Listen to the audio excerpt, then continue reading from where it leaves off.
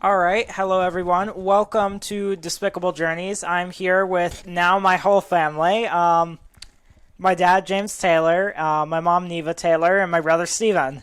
We ended up wanting to talk about, movies, things like that. So I just made everybody do a top 10 list, and I'm sure we're going to get into all sorts of conversations with this. But we're going to keep going around the table, counting down from 10 to 1, and probably go from there because I know I'm not the only one who went past 10. But we're gonna start with that because I think that would be better. All right. Suppose we can do this. I'll make Dad start. Really? What is your 10th movie on your list? Oh my gosh, I don't think I can do that. Did To me you not order it? no, they're just kind of all they're all equally favorites. That's the So thing. It's called a top 10 list for a reason, and you did not order your top 10 list? well, I've got 10 of them on the top of my list, and then I got everything else below it. I don't think that's what a top 10 list is. No, I can still do that though. That's okay. All right, I just all got right, to that figure out works. which one. Which one shall I choose? Mom, did you end up doing a top 10, or did you? They all tied for first place? I don't think Yeah. that's how it I works. helped her. I helped her at least try to narrow down which one goes above which. So I at least was able to help her somewhat. I thought Dad already knew the assignment. I did. Well, I had you 10. didn't say that they had to be in order. You And they said were all 10. on top. Top 10 means like a top 10 list. They're all on top. Yeah, that's not a top 10 list. Okay, well, my top one, I think, is El Dorado. Understandable. That's a John Wayne movie, right? Yeah, What do you like about the movie? John Wayne is in it, Okay. and I like the musical score in it. And James Caan is in it when he was younger, and he did that Ride Bowley Ride recitation or whatever. I honestly don't remember the movie well. Well, you'll have to watch it with me sometime. Hey, and pretty much every John Wayne movie is actually pretty decent. True. He never really was in a bad movie. That's a good point. There were some of the subpar movies, but I mean that was towards kind of the beginning and the end of his career. I mean the middle half of his career was really good. True, like True Grit, McClintock, Sons of Katie Elder, Quiet Katari. Man. Quiet Man. Yeah, and I think I put McClintock in here somewhere. But you had to have. I mean, of course, True No. Grit. No, I didn't, but Wow. but I meant to after I thought of it. And I go, oh, I didn't put McClintock Yeah. on there, but that would have been a good one too. But I don't know, movies. They're all. I don't really have a one top favorite because they're all my favorite movies, and I'd watch any of them. Makes sense. So it's like they're all top 10, including the other, I don't know, 20 or so that I got on here. Yeah. All right. What is your 10th movie in your top 10? Well, it's only number 10 because it's the newest movie to my list, which is Nefarious. Makes sense. Um, that one I walked out of the theater kind of I need time to process this movie. It is one of the most heaviest movies I have ever watched. Yeah. It's a movie. I've never seen a movie where it makes sense for it to be R-rated just for thematic elements alone. That's impressive. Yeah. It didn't need any, cussing or violence. It's just through thematic elements alone to get an R rating.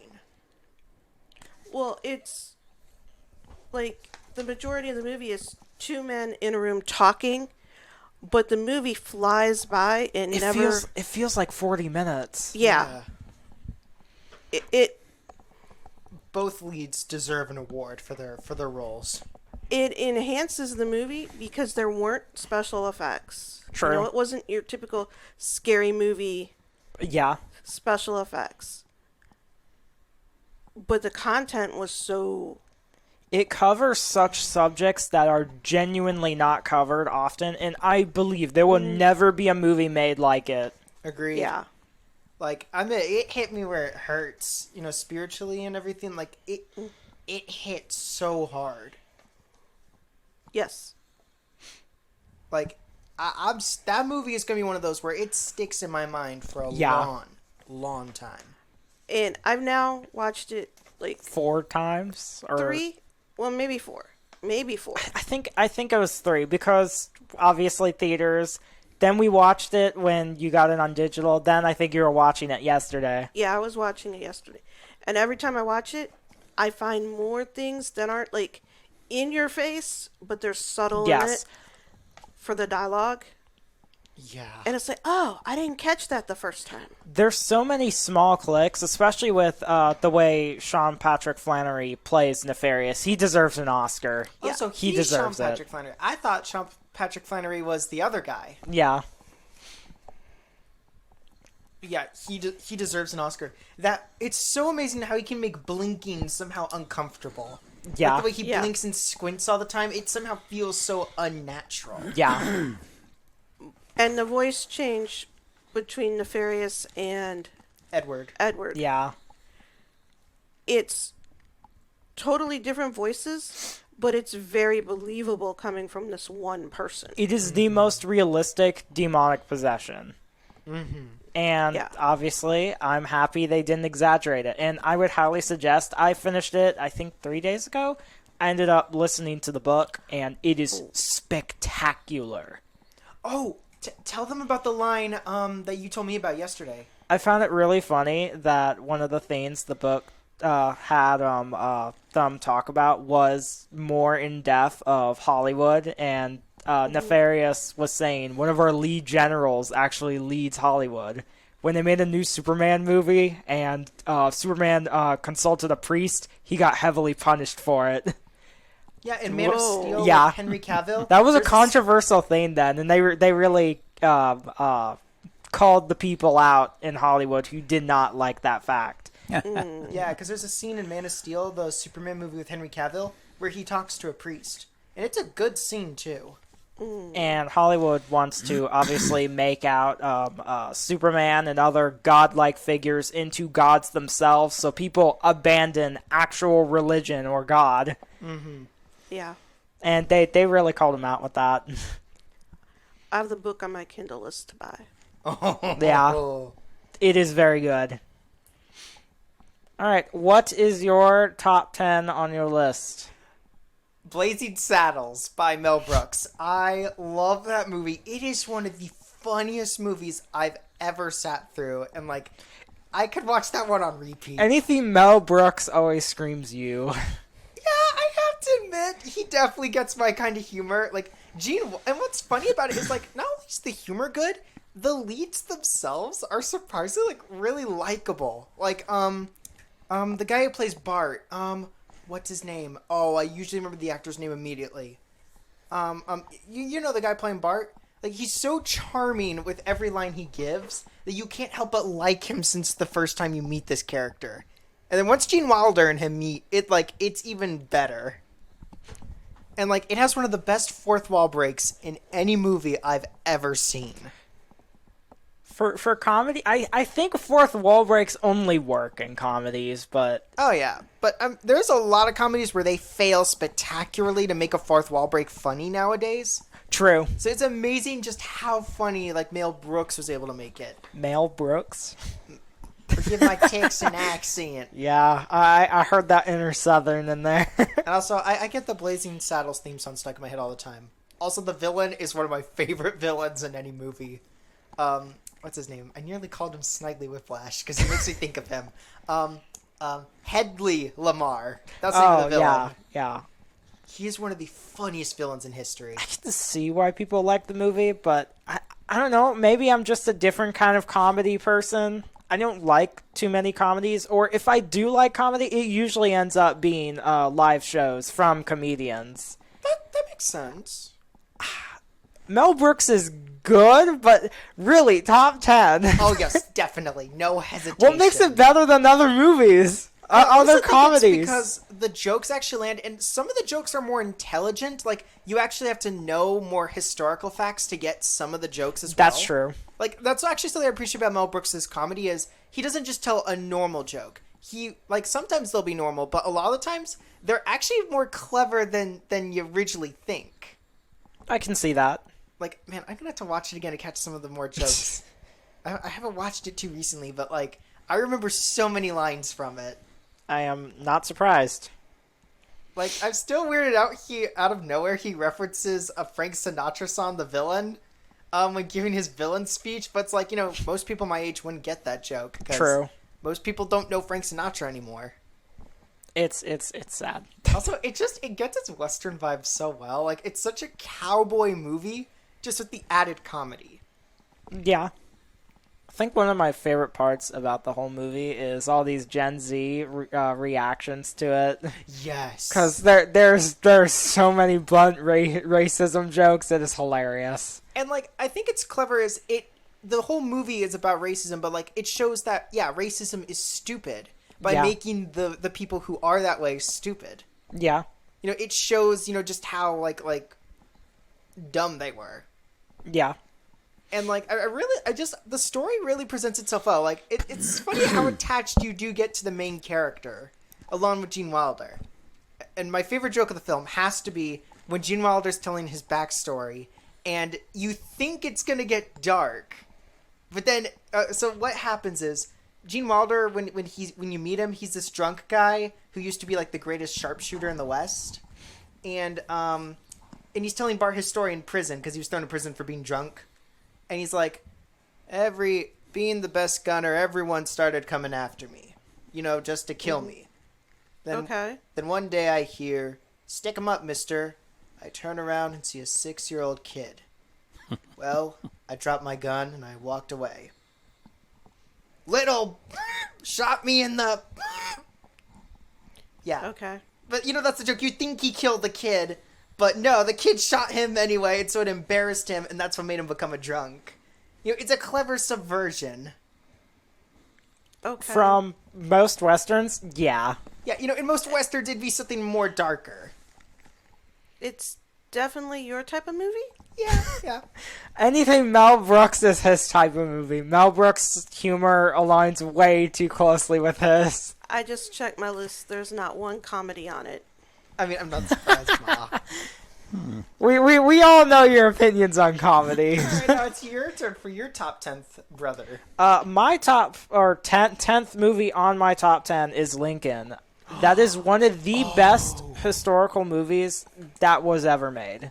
That is good. I want it on DVD so bad. Not I haven't seen that one yet.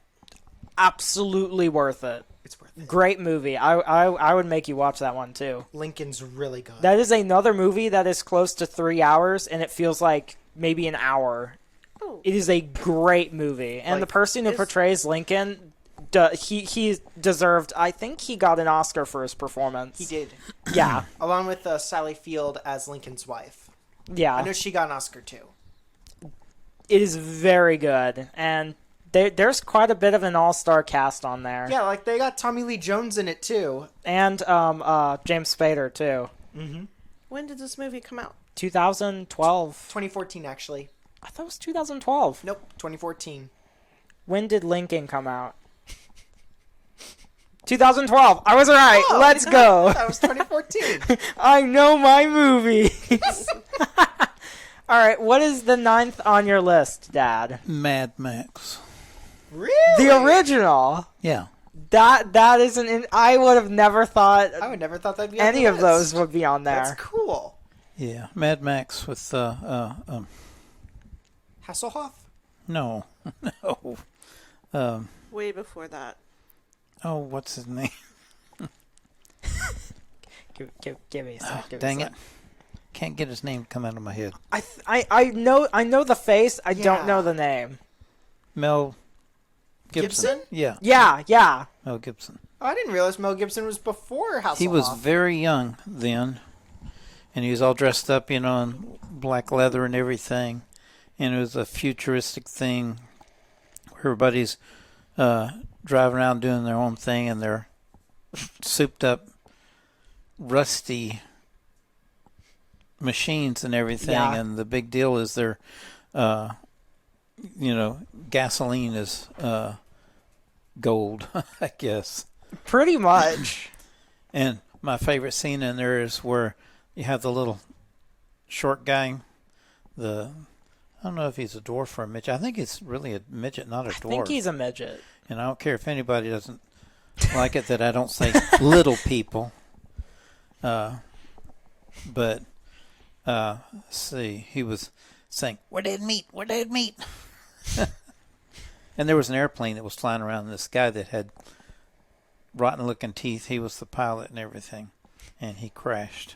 I need to see this movie. But during one of the battle scenes or whatever, or they're being chased across the desert and everything in their vehicles, and they end up, I think, fighting it out or whatever. And the little short guy, he's hollering, "We're dead meat, because he thinks they're going to get killed. I mean, that's mostly what happens in the movies. So Yeah. I suppose he's justified. Now the next one with that was Beyond Thunderdome. That one was with Tina Turner in it. And my favorite part of that one was where they get together in these cages and they fight, riding these motorcycles and stuff around. Yeah. And I remember there was a conversation between him and Tina Turner. I think she was like the leader of that group or whatever, and or that faction. And she was talking to him, and the way she said, "Ain't we a pair?" I think everybody well, first off, something I can compliment Mad Max is the fact that they're probably a more realistic apocalypse Yeah. That's a good point. rather than the weird, almost civil way everybody acts in other apocalypse movies. It's like everybody's going to be savage, everybody's going to be killing each other. There's probably going to be a lot of incest. There's not a lot of people left. It's true. There's a lot of, it's just people and machines and gasoline and driving fast and fighting. Not in the third. Well, I don't remember the third one. Is the third one the one that everyone hated because everyone said the third was boring or something Yes, like that? it is like, I think 2.5 hours and it feels like 4. Okay, I thought so. I remember is there's a like one terrible Mad Max movie. film no one likes. The first and Fury Road have always been the best. Ah. All right, what is the 9th on your top 10 list, Mom? An Unfinished Life. That is a good one. I really like that one. I do like that movie a lot. That is an underrated movie. It didn't get a lot of popularity, but Until way later, and it was mostly the millennials who were like, "Why did this movie not get popular?" But everybody also knows Robert Redford and Morgan Freeman than they ever have. I mean, they're Yeah. famous icons now. And they're some of the last of the good parts of Hollywood, too. It is going to be a sad day when Morgan Freeman dies. Because it's going to happen in the next few years. I'm going to be devastated. well, I think we don't have actors with that caliber of talent Yes. anymore. Like the ideal leading man, Yeah. and then to throw two of them together with a friendship, and then they're forming a family. Yeah. That I just like that movie. It is a very good movie. And I think one of the funnier aspects of it is everybody can be like, "Oh, the two characters are gay." But the kid kind of makes a comment saying, "Are you gay?" Yeah, it's okay if you're gay. It's kind of a good call out to that audience. And I love it how the two guys handled it. Yes. They didn't get all over her. They didn't get offended. They just laughed. Yes. And I think right now society takes itself so serious. No Oh, yeah. kidding. And it's like, just laugh it off like they did. Nowadays, people on the internet, all they have to do is see two characters stare at each other for 5 minutes and immediately assume there's a thing. Yep. Yeah. It's They ridiculous. They see things that's not really there. Yep. Yeah. To fuel their own delusion. It's true. Sadly true. All right, what is the 9th on your top 10? Mary Poppins. I think it is one of the best Disney movies ever made. I will say that is one Oh. of Disney's certified classics. Because, like, it has such childlike wonder, but also a really, really good mature message. Yeah. Yeah. And you can take your family to see it and not worry. Yeah, and True. I like the fact that there's no villain. You get why everyone is the way they are.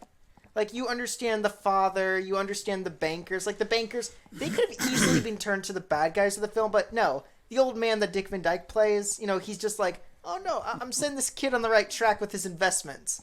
But the kid's too young to understand that. Yeah. All he wants to do is feed the birds. And then, Bert is one of the best Disney characters ever, along with Mary Poppins. Yes.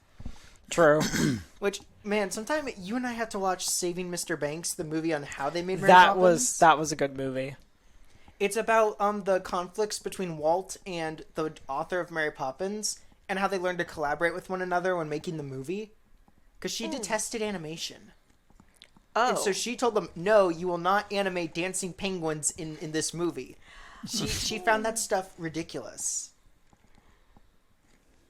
But it was so good in the movie. Exactly. It was very interesting. Maybe I should have put Save Mr. Banks on here, too.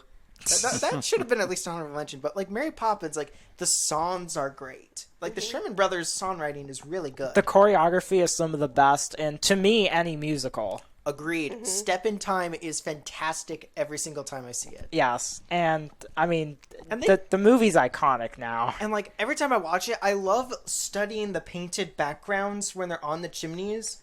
Because you're trying to figure out, okay, which part is practical props and which parts are the paintings they're using for the background. Yeah. Because a lot of those are painted backgrounds, and it's so amazing to look at. And they convince you they're on rooftops. They somehow convince you they're way up high. True. When really they're just on a normal stage. When the chimney sweeps are dancing everywhere? Yeah, I remember that scene. And Feed the Birds, it is a very good song. I think it's one of the most underrated songs in the movie. Agreed. The two best songs, I think, are Feed the Birds and Step in Time. Step in Time was the most popular, although the one that gets mentioned most is Supercalifragilisticexpialidocious. So that one doesn't do anything for me. I know. I mean, It's just there. It's relatively a pointless song, but it became iconic nonetheless. Now, this is a moment where I'm one of those shippers on the internet, and I'm like, okay, am I the only one who thinks there is something between Bert and Mary Poppins? I ship them so much. I think they have the most chemistry out of any Disney couple, in my opinion. They're just very good friends. It's always one of those things where if an actor and an actress do a super good job and they are not paired in the movie, it's kind of up to interpretation because the chemistry with those two are so good. Agreed. There are movies that don't do that well now, or they true. just straight up rush a relationship. Well, go look at his chemistry with Mary Tyler Moore in the Dick Van Dyke Show. I'm serious. Yeah. It's excellent. True. They actually do have very good chemistry in the Dick Van Dyke Show. It's his acting skills. It's the way he relates to other people. That's a good point. Yeah. Also, I Love to Laugh is one of the most contagious laughter songs ever. Yeah. Is with Ed Wynn on the ceiling. Oh, was that one on the ceiling? Yeah. That scene is so funny. All right. Number 9 on my top 10, which I believe is the best animated movie ever made, is Kung Fu Panda 2. Agreed. Big time agreed. It is one of the wildest sequels to no less an animated movie, and yet it carries a very mature story along with actually having, of course, normal animated movie humor. But they make a dark villain very well developed for, an hour and a half.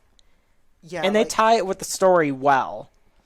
And I admit, one scene near the end of the movie actually makes me cry almost every time. It is a very good movie, and it has a lot of heart in it. And especially most animated movies now, they are so dry and just there for money. Wait, which one is this? Kung Fu Panda 2. What happens in it? That's the one with the peacock as the villain. Oh, okay. I know what you're talking I about. remember now. Poe finds out what happened to his family that he came from. Mm-hmm. It is shockingly one of the most mature and well-written movies I've ever seen.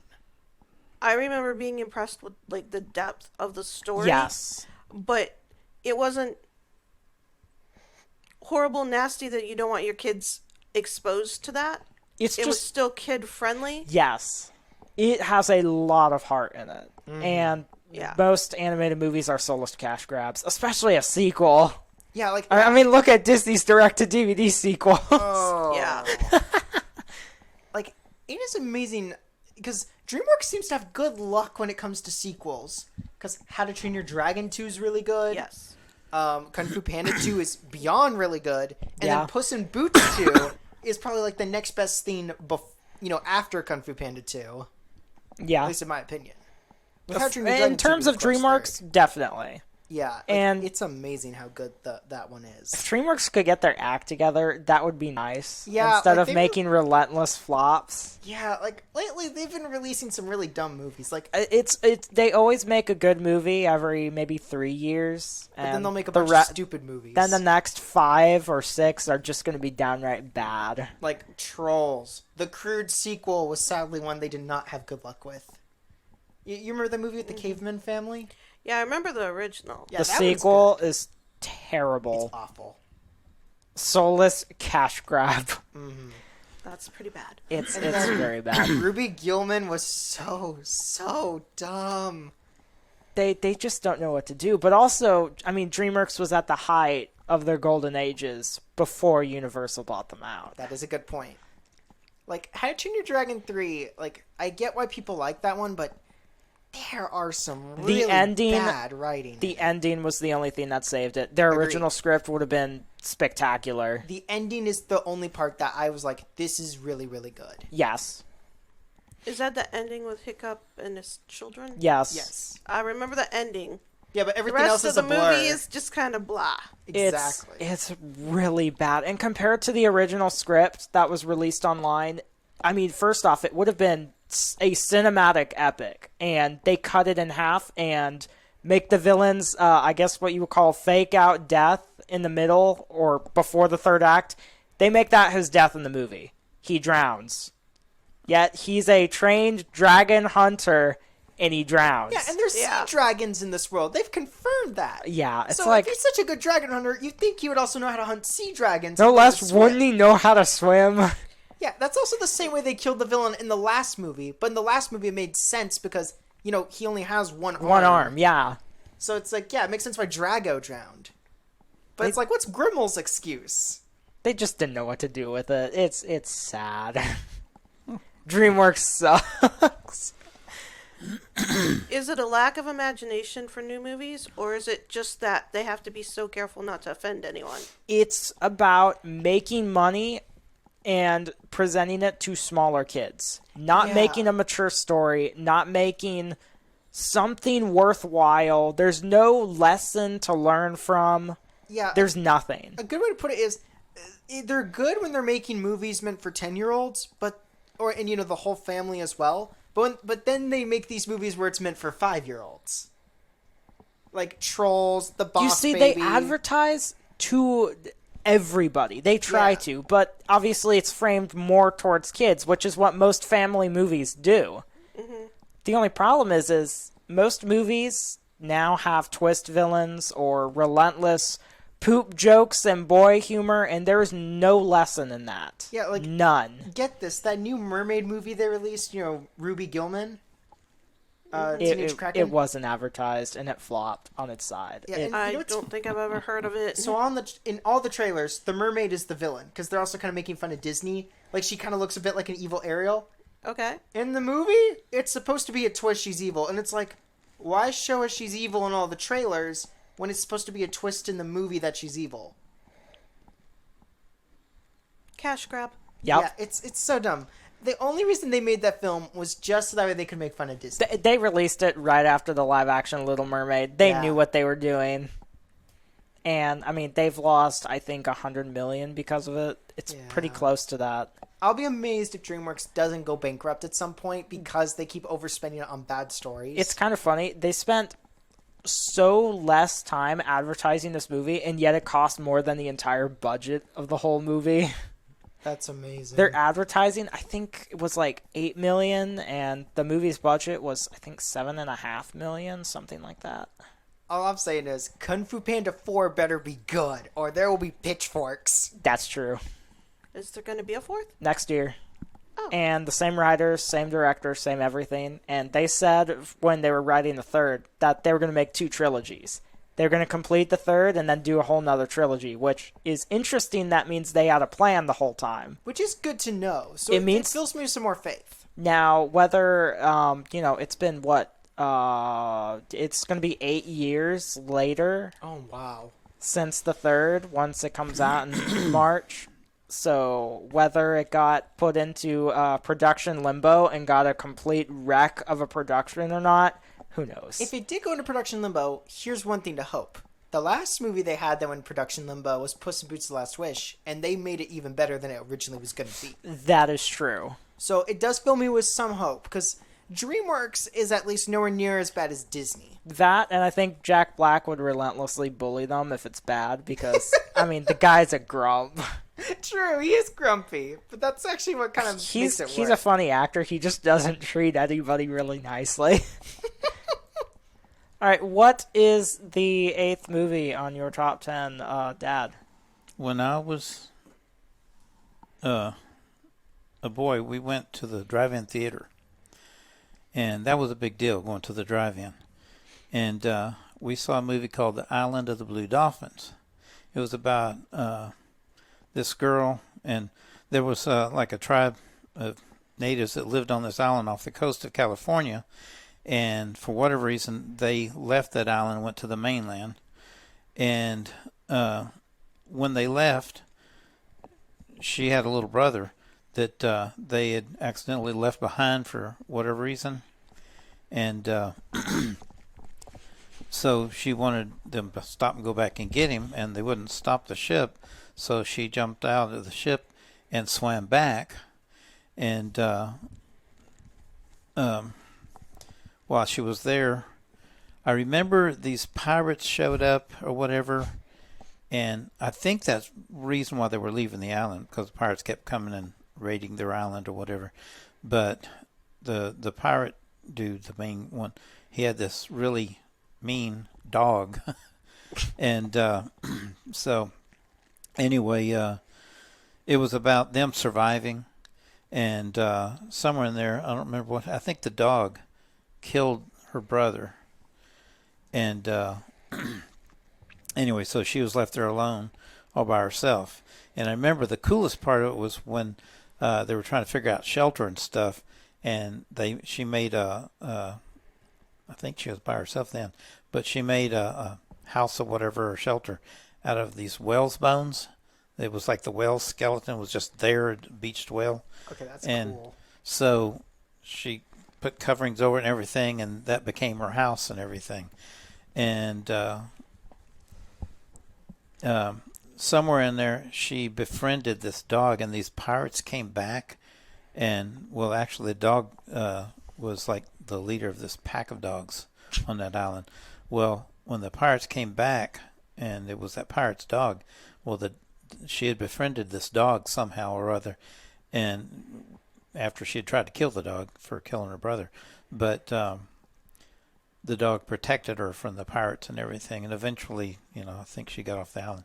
But there was all these dolphins swimming around. When I was little, I didn't understand things, so I thought the movie was about dolphins.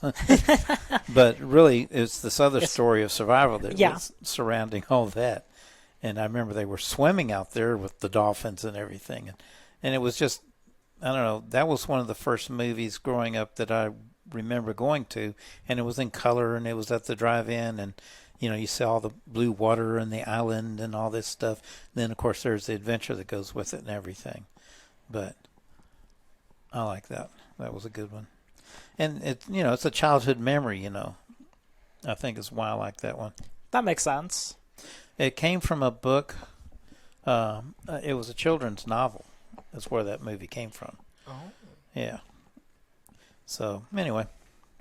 I honestly think, first off, survival stories are usually, if they're well done, they're probably some of the best books or even movies ever written. It is an underrated genre.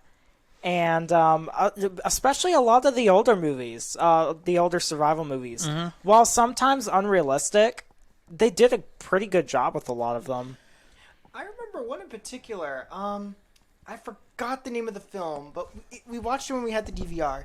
It was about this boy and his dog, and they got lost in the wilderness somehow.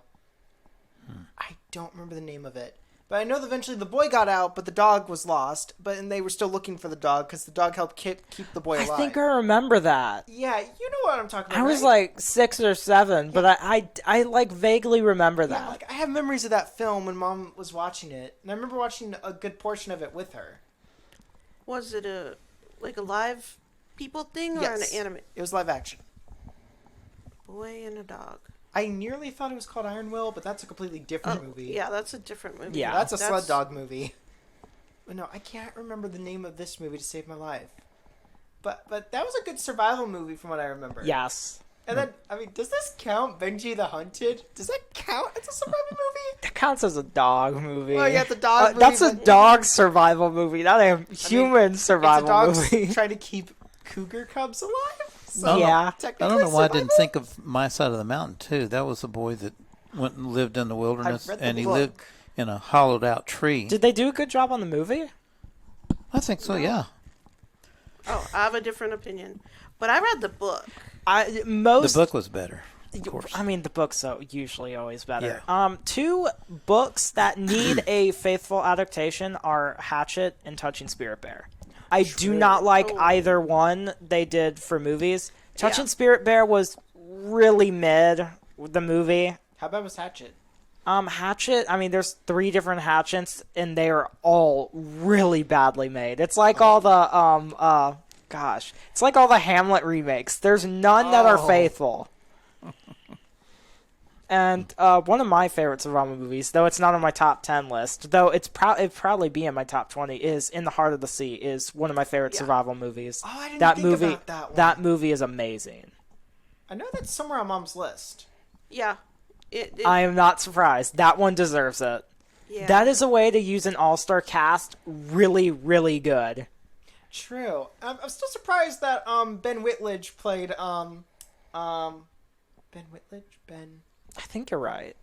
Ben Whishaw. That was his Yes, name. I'm still yes. surprised he played Herman Melville. Like I was like, wait a minute. I Yeah. know that actor. And then And the old lady who was Tom Holland's wife in the future, gosh, I found out that she played someone and I was completely shocked. It's like, that's the same person, and I don't remember what it was. I just remember looking her actress up once. I don't know why. oh, so what's Mom's top 8? Yeah, moving on. Moving on. Okay. Like Dad, a nostalgia movie for me is Grease. That one Yeah. deserves it. Because that's just fun nostalgia. Yes, that one is a time capsule of the 80s, right? 50s. 70s. 70s. I knew it was either late 70s or early 80s. It came out in the 70s, but it was got About popular set in in the 50s. Yeah. yeah, and it And- got popular in the 80s and still is quite popular. Yeah. Grease, it's really funny. Grease flopped at the box office when it came out. Well, so did It's a Wonderful Life. Yeah. And then people see it on TV. Back in the nice, wonderful days when you had to catch the movie as it played because there Yeah. were no VCRs, no DVRs. It's really funny how even with that and then moving on to DVRs in our generation, and literally less than 20 years, DVRs are already really dead, and that's what we grew up. Well, me and Steven grew up on. Well, if you look at it, like a minute ago, Dad mentioned he went to the movie theater and it was in color. Yep. You kind of forget, oh, that was a new thing at one time. Yeah. For my generation, it was, VCRs. Yeah. Well, actually, no, I think my generation would be the cable movie channels. Your sister's generation would be VCRs. Yeah. And the agony of being a mom and waiting for it to rewind. Yeah. And you guys would be DVDs. And Yeah. the younger generation is going to be streaming. Yeah. Yeah. And But, like, I wonder what comes after that. Holograms. I was just about to say 3D holograms and virtual reality movies are next. Oh yeah. I'd believe it. Put Yeah. on your glasses and act in it. It's probably not entirely untrue. Yeah. Yeah, I mean, there's It's just the combination of movies and video I mean, games. in the book Ready Player One, That's actually what they have to do for one of the challenges, and the game and the movie they have to get through. There's 2 movies they had to go through. The first was Monty Python and the Holy Grail. Yep. And then the second was War Games. That I remember. In the movie, though, they replace it with The Shining. Yep. Because it's not action-packed enough in the book. I haven't read the book, so. It's not a good book. Okay. I only got, like, about halfway through it. We're probably going to get rammed in the comments for Yeah, that a lot comment. of people really like Ready Player One. I'm sorry. They kept using one bad word way too much. Okay, forget the cussing. It's still it's like the Maze Runner books. They're still really undeveloped. That their characters make irrational choices when they know better, or Yeah. it's like well, I suppose Modern Kid shows And the is a main good character kinda example, comes off but as a brat. I suppose it's like Modern Kid shows. The character has growth in one episode and then just loses it all in the next. Yeah. It's like choice after choice. It's like you think you know better. That is a good point. I remember groaning when I saw a trailer for Ready Player One. I'm like, really? The movie's not that bad. It's really not. It's just a massive advertisement for every franchise ever. pretty much. Because in this video game world, everyone, all their avatar skins can be like movie characters as well. Like, there's someone who looks like Batman in this virtual world. There's someone who looks like the Iron Giant. It was a It's cash just grab Warner movie, Brothers. and it wasn't done horribly. It's just meh. So mediocre. Moving on with some of that. I was gonna say, have you seen Paramount's Grease spinoff they did that came out this year? Their radical feminist spinoff of Grease. Was this something about the pink ladies or Yes. something? I on purpose did not watch it. I don't want my wonderful nostalgia Yes. spoiled. Yes. I can take Grease to the sequel. Okay. It I've- doesn't match the original, but anything that's going to ruin it for me, I'm not going to watch. Kiki's mom, which for people who don't know, Kiki is one of my friends. Kiki's mom doesn't really watch trailers or anything, so she was so excited and everything. Oh, no. The next moment, I see a text from Kiki saying, "My mom's cussing this movie out. I've never seen her do it before." It was so funny. Well, we don't... There's no originality, and they keep remaking everything and Yep. spoiling it. And there's no originality in And- these remakes either. Yeah, I would just rather keep my little DVD and watch the original Yep. Grease and not have it spoiled. Yep. All right, what is the 8th movie on your top 10? Funny enough, mine is also a musical turned into a movie. Tick, Tick, Boom. It is a movie about the songwriter who created Rent named Jonathan Larson. And I think I watched that with you. no, Yeah. you've not watched it with me. Dad did, though. I did. Oh, yeah. okay. You did see me watching a video for one of the songs from the movie, though, yesterday. Okay, that's what I saw. It is one of the most satisfying musical to movie adaptations I've ever seen. That was based on a real story, right? Yes. Yeah. Yes, it's based all on a true story, Yeah. which Jonathan Larson himself wrote that true story into a musical, which was his own life, And then he trying to died. make a musical. And it is so good. As a person who's trying to write my own story, I could relate to so much pain he had trying to write the story, trying to get the draft right. Like, it is one of my favorite musical movies ever. The songs are really good. Now, I admit there's some I was aspects just that about are to not say, good. the thing that falls short for me on why it's not good is all the... I can't say blatant, but they're really woke message where it's like, all right, this is I'm just okay. glad it's not the main message. The thing is okay, sure, it's the basically- AIDS epidemic, whatever, but AIDS it's was not. like going on during this time.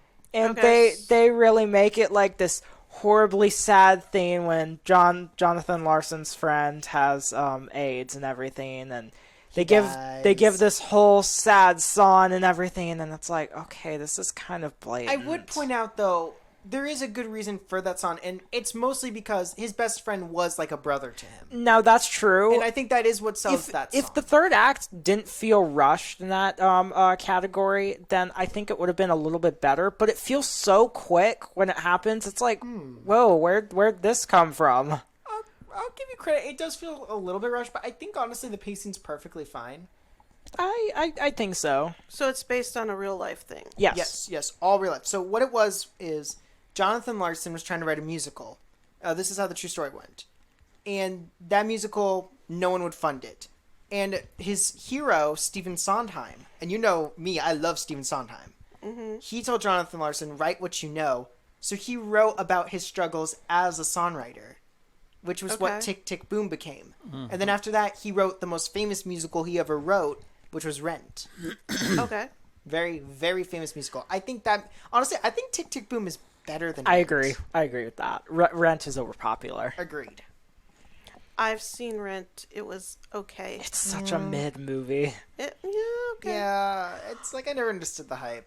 If he's writing about real life events, okay, in the 80s when the AIDS epidemic hit, it was pretty much a death sentence because we didn't have The like, medical treatment we do. Yeah. yeah, like you guys, you hear AIDS and it's awful that somebody's sick, but there's so many treatments and you can live with it a much extended time.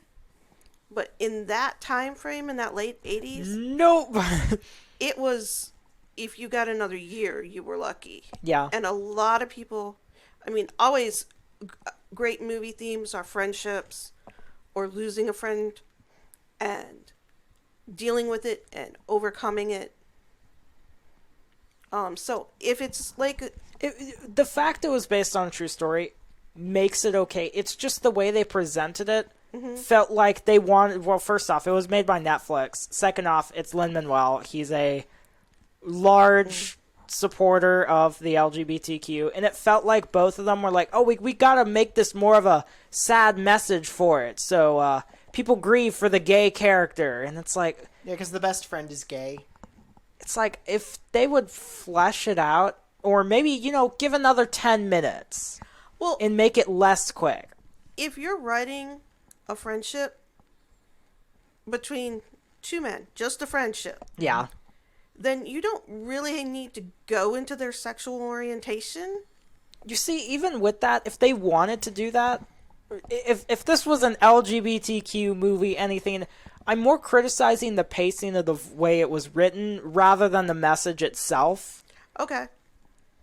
It's just one of those. It's one of those many times where Netflix shoves some kind of quicker lesson or story into it, or grieve Ideology. for this one thing, and it's like, okay, but that's not what this movie's about. Yeah. It's about If Jonathan Larson. if they wanted to do it, they could flesh it out more. But also, Netflix has runtime limits too, which is probably why they didn't. I will say, I think the singing is really good. Everybody knows how to sing, which is rare for a modern musical. Yeah, like I still can't believe Andrew Garfield can sing. That shocks me. That is still really funny. Yeah, you and Dad have seen him in the movie Hacksaw Ridge. He's the main guy in that one. They have not seen. Well, Dad saw Dad's that movie seen a long time ago. Mom has not seen it. Not that I know of. You have not. He's also one of the 3 Spider-Men in Spider-Man No Way Home. Do you remember when the other 2 Spider-Men show up to give him advice? Mm-hmm. He's the tall one with like the hair that kind of stands up. The one that talked about, he lost his MJ, or, Gwen Stacy.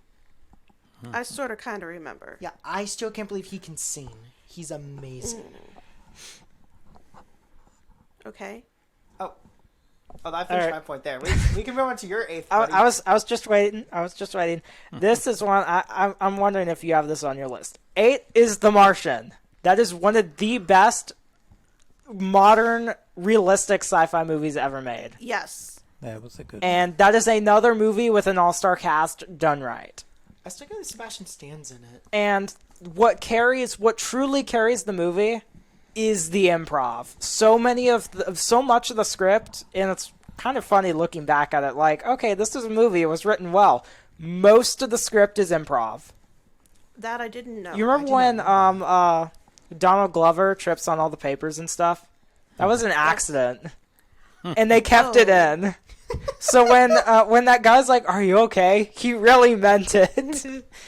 There's so much improv in that movie. It great, and Matt Damon deserved an Oscar for that movie. He did an excellent job, and I'm not Yes. typically a fan of his. I love Oh, I like his his acting. performance. In that one, I really, really liked it. Yes, and And- you're rooting for them to get him back. Yes. It's such a good. It's not exactly an underdog story. It's one of those miracle stories that you obviously know isn't real, but it doesn't feel far off of what could really happen. Yes. It's another survival movie. True. You'll always root for survival. And it was kind of a crime that Interstellar and The Martian both flopped at the box office, kind of, because they were both going up against each other as sci-fi movies. And both Matt Damon and Jessica Chastain were in it, which is really funny. Were in both movies Yes. that day. I didn't realize that. And I remember seeing Interstellar, but for me, The Martian overshadows that. I can see that.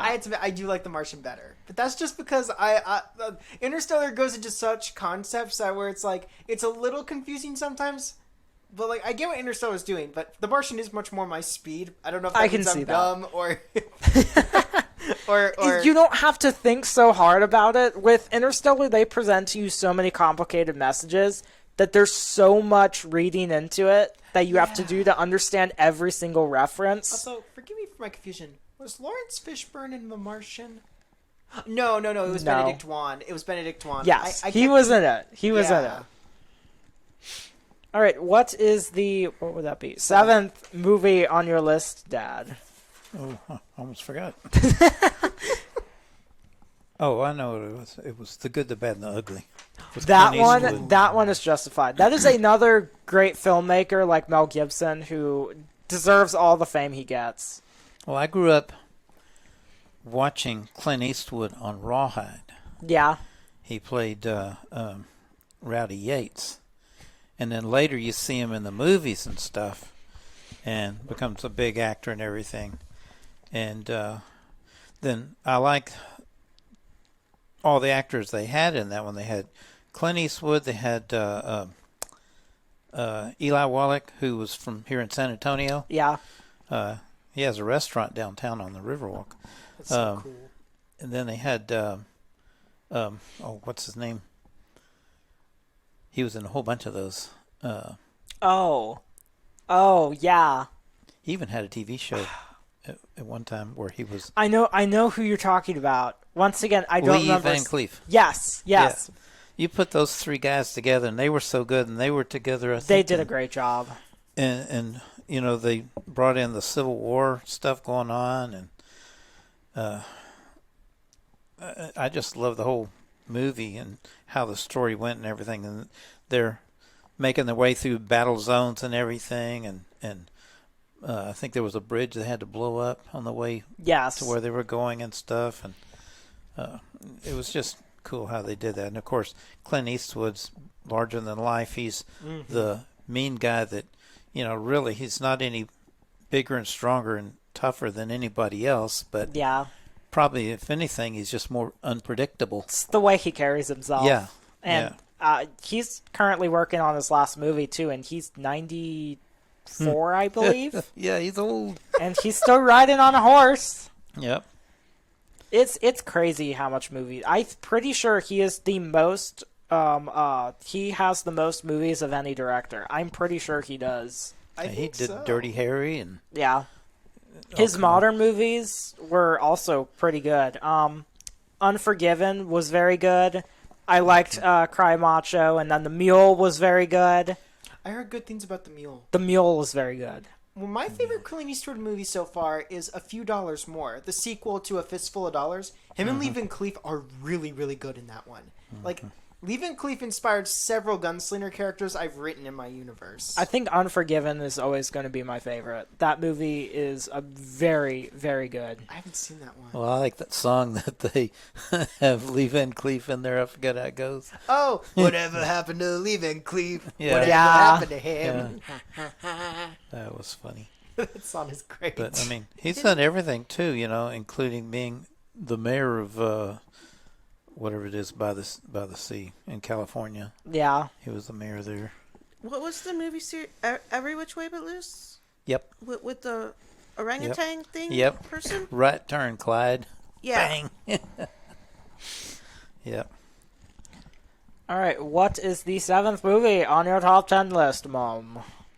The Conjuring, the first movie. I really wanted to put some of those up there, but I don't know if they made it.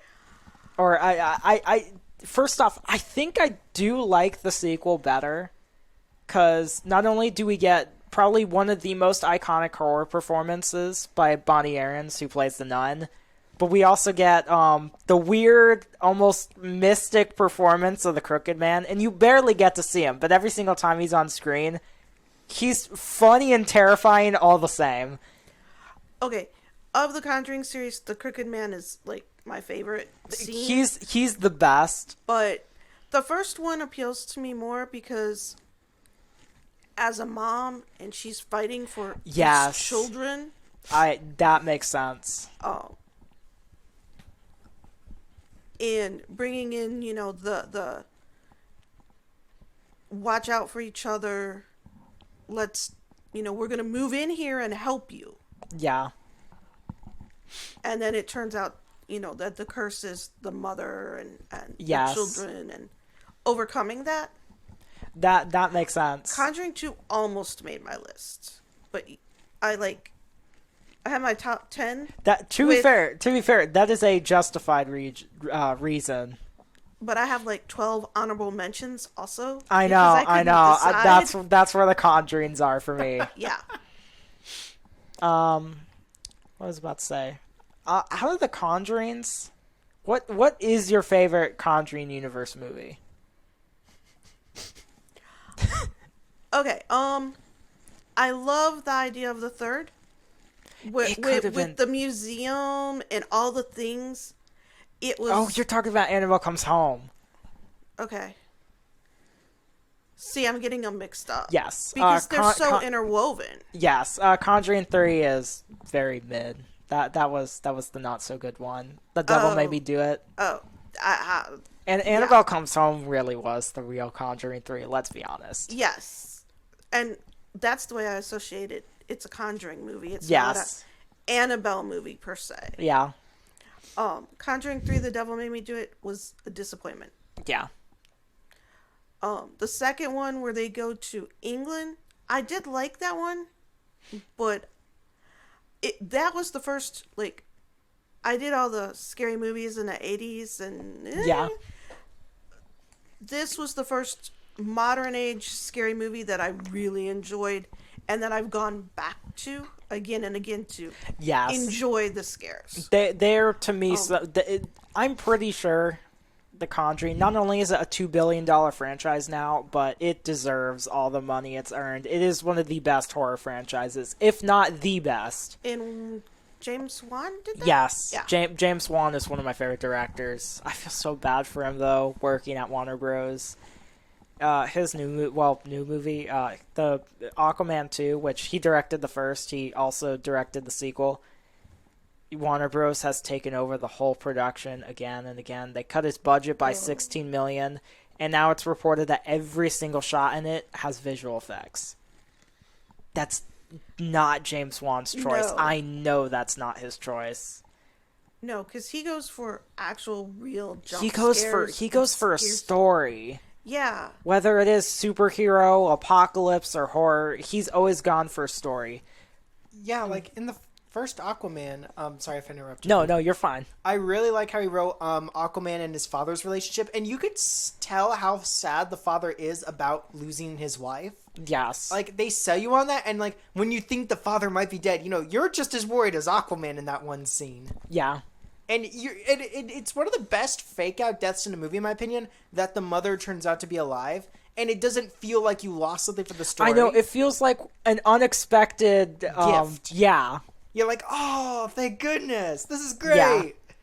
It's not too different from Hiccup and his mother, too, in an odd way. You got a point there. And everybody's acting in that one, and getting Patrick Wilson was a blessing. Yes. James Wan made a good choice with I'm sorry that. about Mary Poppins voiced the giant Kraken, though. That was weird. Yeah. Anything else? Nope. All right. What is the 7th on your top 10? The first movie to make me ever sob in a theater, Encanto. Understandable. I love Encanto to death. What part did you cry at?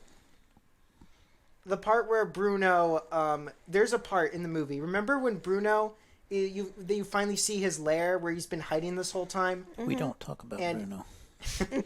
And you find out his lair is just one wall away from where the family eats dinner. And you see Okay. he's drawn a Yeah. plate there. And then when Mirabelle turns to him, he says, I love my family, but... And, he doesn't really even find the words to say.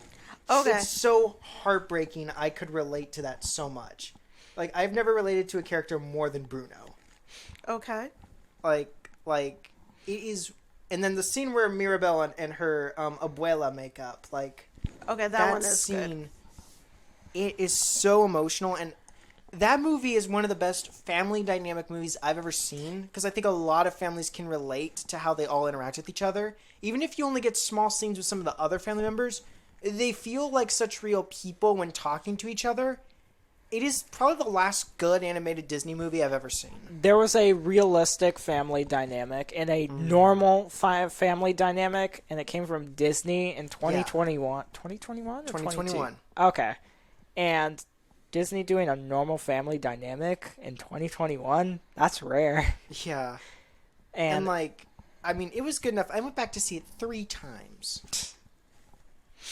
Like, that movie, 5 out of 5 stars. I can It was kind so of funny 'cause understand I that. listened to the soundtrack before going to see it, and I was like, these songs are awful. The Then soundtrack is good with context. yeah, but once you see the movie, the soundtrack is completely different. It's like, whoa, this is good. the only one I can say I really liked out of it was Surface Pressure. Besides that, I think every other song is very just normal, kind of Lin-Manuel. I can agree with that. I do think Surface Pressure is better than We Don't Talk About Bruno. I think it's way better. It's such a relatable song about stress and True. pressures of trying to live up and trying to make sure you don't fail everybody else. Like, Encanto is very, very well written. I have no idea what's on my 7th. Yes, what is on your 7th? Oh, okay. You know what? That makes sense. Nefarious. Ah! I was wondering where on your list it would be. I have it decently high up, but I mean, my top 6 are kind of written in stone. But the Nefarious, it deserves all the praise that it has been given, despite the constant persecution from the left. Of course. They just don't like a good movie, and especially if it's too deep or psychological, then they gotta really hate on it. Anything that's deeper than a surface pressure. Yeah, see the pun there? Because that's even like the song we're talking about. Never mind. Anything that's deeper than surface level is always going to offend them, in my opinion. Yes. Because they don't like it when And it's actually something true. The second you mention abortion, both Unplanned, which was Pureflix's best movie to me, which was about abortion. Mm-hmm. First off, that movie deserves to be rated R. I mean, it is a very grim movie, focusing on a mother who aborted her baby and then gets saved and realized what she did. It is tragic. And that was Pureflix was really bad, or Pureflix really made a lot of bad choices with a lot of the movies, but doing Unplanned was a very good idea, and it was a good movie at the time as well. And because it was rated R, people were like, okay, it's a movie about abortion. How dark could it be? And everybody went to see it, and the left got so mad at that too, because they tried to get it rated R so nobody would go see it. And everybody was just curious. It's like, is this movie really that grim? And it ended up becoming their highest grossing movie, too. Oh, I did not know that. I didn't know that. Yeah. I haven't even heard of that movie till today, I'll be honest. The left tried to hide it. I remember the big uproar. Yes. And the second you mention abortion in anything, or I suppose mention it as anything bad, but I would say abortion at all, your movie gets rated R. They try to cover it. That makes sense. And that's mainly why Nefarious got rated R. Not for the execution scene. Really? Yep. It's because thematic elements, a.k.a. you spoke about abortion. No less you said it was bad. How dare you? We got a rated R. They're ridiculous about that. Yeah. And another movie that covered abortion very well, though it is a minor part of it, was Blonde, and that movie got controversy. You mean the movie about Marilyn Monroe? Yes. Okay, I've heard about that one. That movie is terrifyingly real. That is another movie that exposed Hollywood pretty well. True. And they hated it. They hated it. And it got so much controversy that it became number one on Netflix for 3 weeks. When was that? This was earlier last year, I believe. Probably like August of last year. And Ana de Armas, who ended up playing Marilyn Monroe, did a very good job. Really? I haven't could seen never that. picture her playing her. I don't know if you know a lot about her, but she had a very abusive husband. She was sucked up in the earlier Hollywood, and the movie portrays all of that and does not hold back on the darkness, including her husband forcing her to get an abortion, and they show the full scene. And one of the probably darkest scenes I've seen in any movie is the fact as they're pulling what's left of her baby, she hears a voice in her head saying, "Why'd you do this to me? You killed me." And that scene got so much controversy. It's a very good movie, though. And it also exposes Hollywood, like I said. Oh. Which means it's always a good movie. You have seen Ana de Armas in a movie before. She's the main girl in Knives Out who throws up when she lies. Oh, She played okay. Marilyn Yeah. Monroe. Okay, I have a little trouble picturing that, but Yeah, that's what I I was want to thinking. see the movie Blonde. It is very good. I definitely probably can't sit through that. You know me, I can't. No, take no, dark it is elements like that too very dark. It is too dark. well. I can't handle that. But anyways, Inferious is a good movie. All right, Dad. What is the what would it be? Sixth. Sixth. I lose count. I scroll down just to make sure I never lose track. So that's how I know. Back to the Future. Really? It is iconic. I like Back to the Future because I would have been 3 months old It's in another- November when he went back. It is another time capsule nostalgia movie. That's Yeah, why I like it. that makes sense. And I can identify with, Davy Crockett and all that stuff, and when he's opening the bottle of soda and everything and he doesn't know how to open it because it doesn't have a pull tab on it. And then the other kid says, grabs it and, well, actually it's his dad, and opens it for him and hands it to him. So I like that one because it's very nostalgic. The one thing that does really save the movie compared to its kind of flimsy story is the acting. Everybody's acting in the movie was very good. And I still think one of the funniest parts of the movie is when, what's his name? Marty McFly? Marty McFly's singing and everything, and he starts rock and rolling. Oh, yeah. Nobody quite knows the genre, so everybody's looking at him like he's crazy. Yeah. That scene is very And good. he's like scooting around with the guitar on his back. Yeah. Yeah, that's when I realized that he actually plays guitar. Yeah. I didn't know that. It's kind of funny. While I don't really like the movie, I really think the sequel's pretty good, and then the third is amazing. The third is a really big step up from the first two. Yeah, Is I do that like the it. cowboy one? Yes. Yeah, I do like it when he goes back even further. That was cool. The third was the best. Yeah, Clint Eastwood. Oh, does he take the name or something? Yeah, Yes. Yes. Oh my gosh, that's great. yeah. Whenever they asked what his name was, he almost said his real name, and it's like, no, can't tell him that. So he said Clint Eastwood. That's kind of funny. It's like a step up from the joke in the first film where the remember when his mother, who's younger, finds him and she's like, but your underwear said your name was Calvin Klein. Yeah. Yeah. That joke is so funny. I remembered really liking that movie until I tried to watch it with my children, and then I realized, wow, there was a lot I missed. Yeah. So watching it with mom eyes, It's different, but even then, I mean, I watched it without. Well, I watched all three parts after we ended up watching it on my birthday. It was probably like a year or two later, Oh, yeah. and Yeah, we could have done they're without the pretty- language. Yeah, the language felt unnecessary, was but it's shocked. the 80s. It was a movie I did not expect to have that much cussing in it. I was like, whoa. I did not remember it having. Yeah. It is that really much. funny. I listened to a lot of Christian podcasts and stuff, and sometimes off and on they talk about movies, and a lot of them were like, I watch this with my kids, and it's like, this movie has a lot of language, and it's Yeah. honestly doesn't really hold up. It's like, yeah. Yep. Watching with parent eyes, or I call them mommy eyes, Yeah. is totally different. I mean, it always is. You know, it's kind of funny. Something similar happened, except it wasn't really with, like, I guess it was with son eyes, which was when you and me were watching Chicago, and I was like, I don't remember this. It's Yeah, like- it's always different when you watch a movie and it's like, oh wow, this was pretty good, and then it's like, oh, there's a lot of stuff. I don't know if I should get mom and dad to watch it. yeah, exactly. It's like, Yeah. okay, I didn't remember this. I hope mom isn't thinking that I like bad movies. Because when we were watching Chicago, I felt super subconscious. I'm like, I did not remember that. Yeah, Well, that's like Grease. yeah. Language in True. there. When they're singing about the car, where they're all standing on top of the car and stuff, and then they said it's a real something wagon. Yeah. Oh, Yeah. Grease Lightning. Yep. That song is very catchy. It is. It is very catchy, but it was not something that I let my little children watch. No kidding. Yeah. That's why if I ever listen to the song, I look for the censored version. Yeah.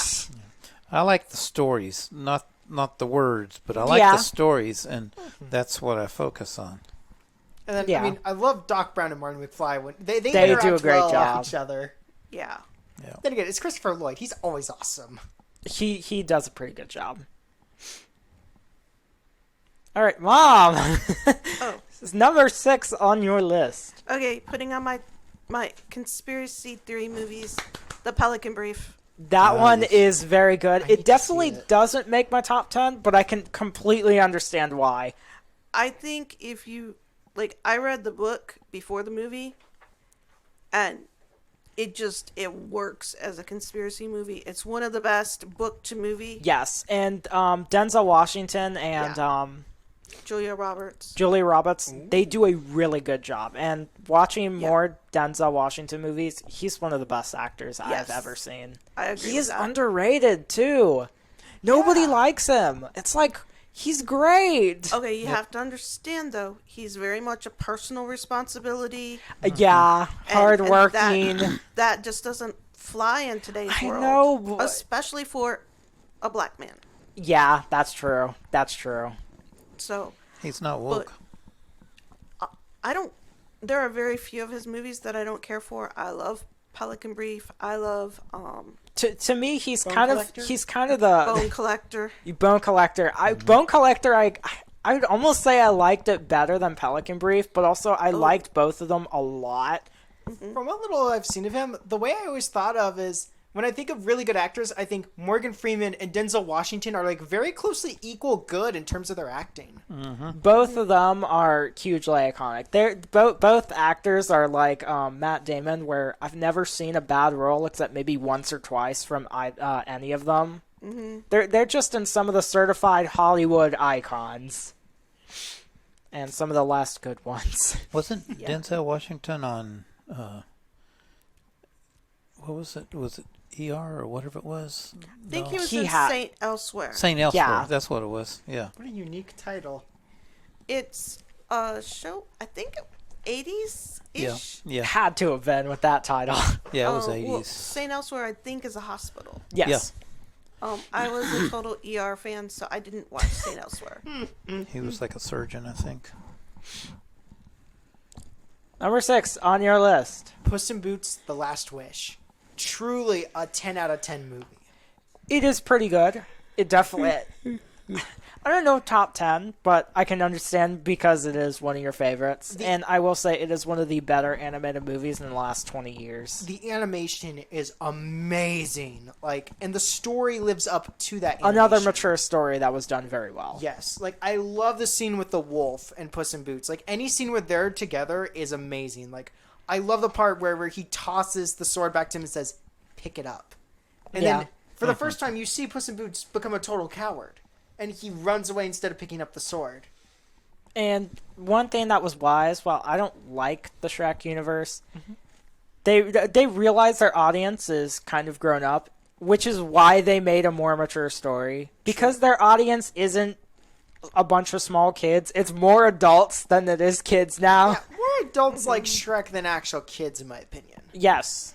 And all the kids who did grow up with Shrek are, you know, I mean, they're in their 18 or late teens and 20s, so they know what audience they're projecting to. And I love the fact that they did something very clever. They have 3 villains, and each villain is a different type.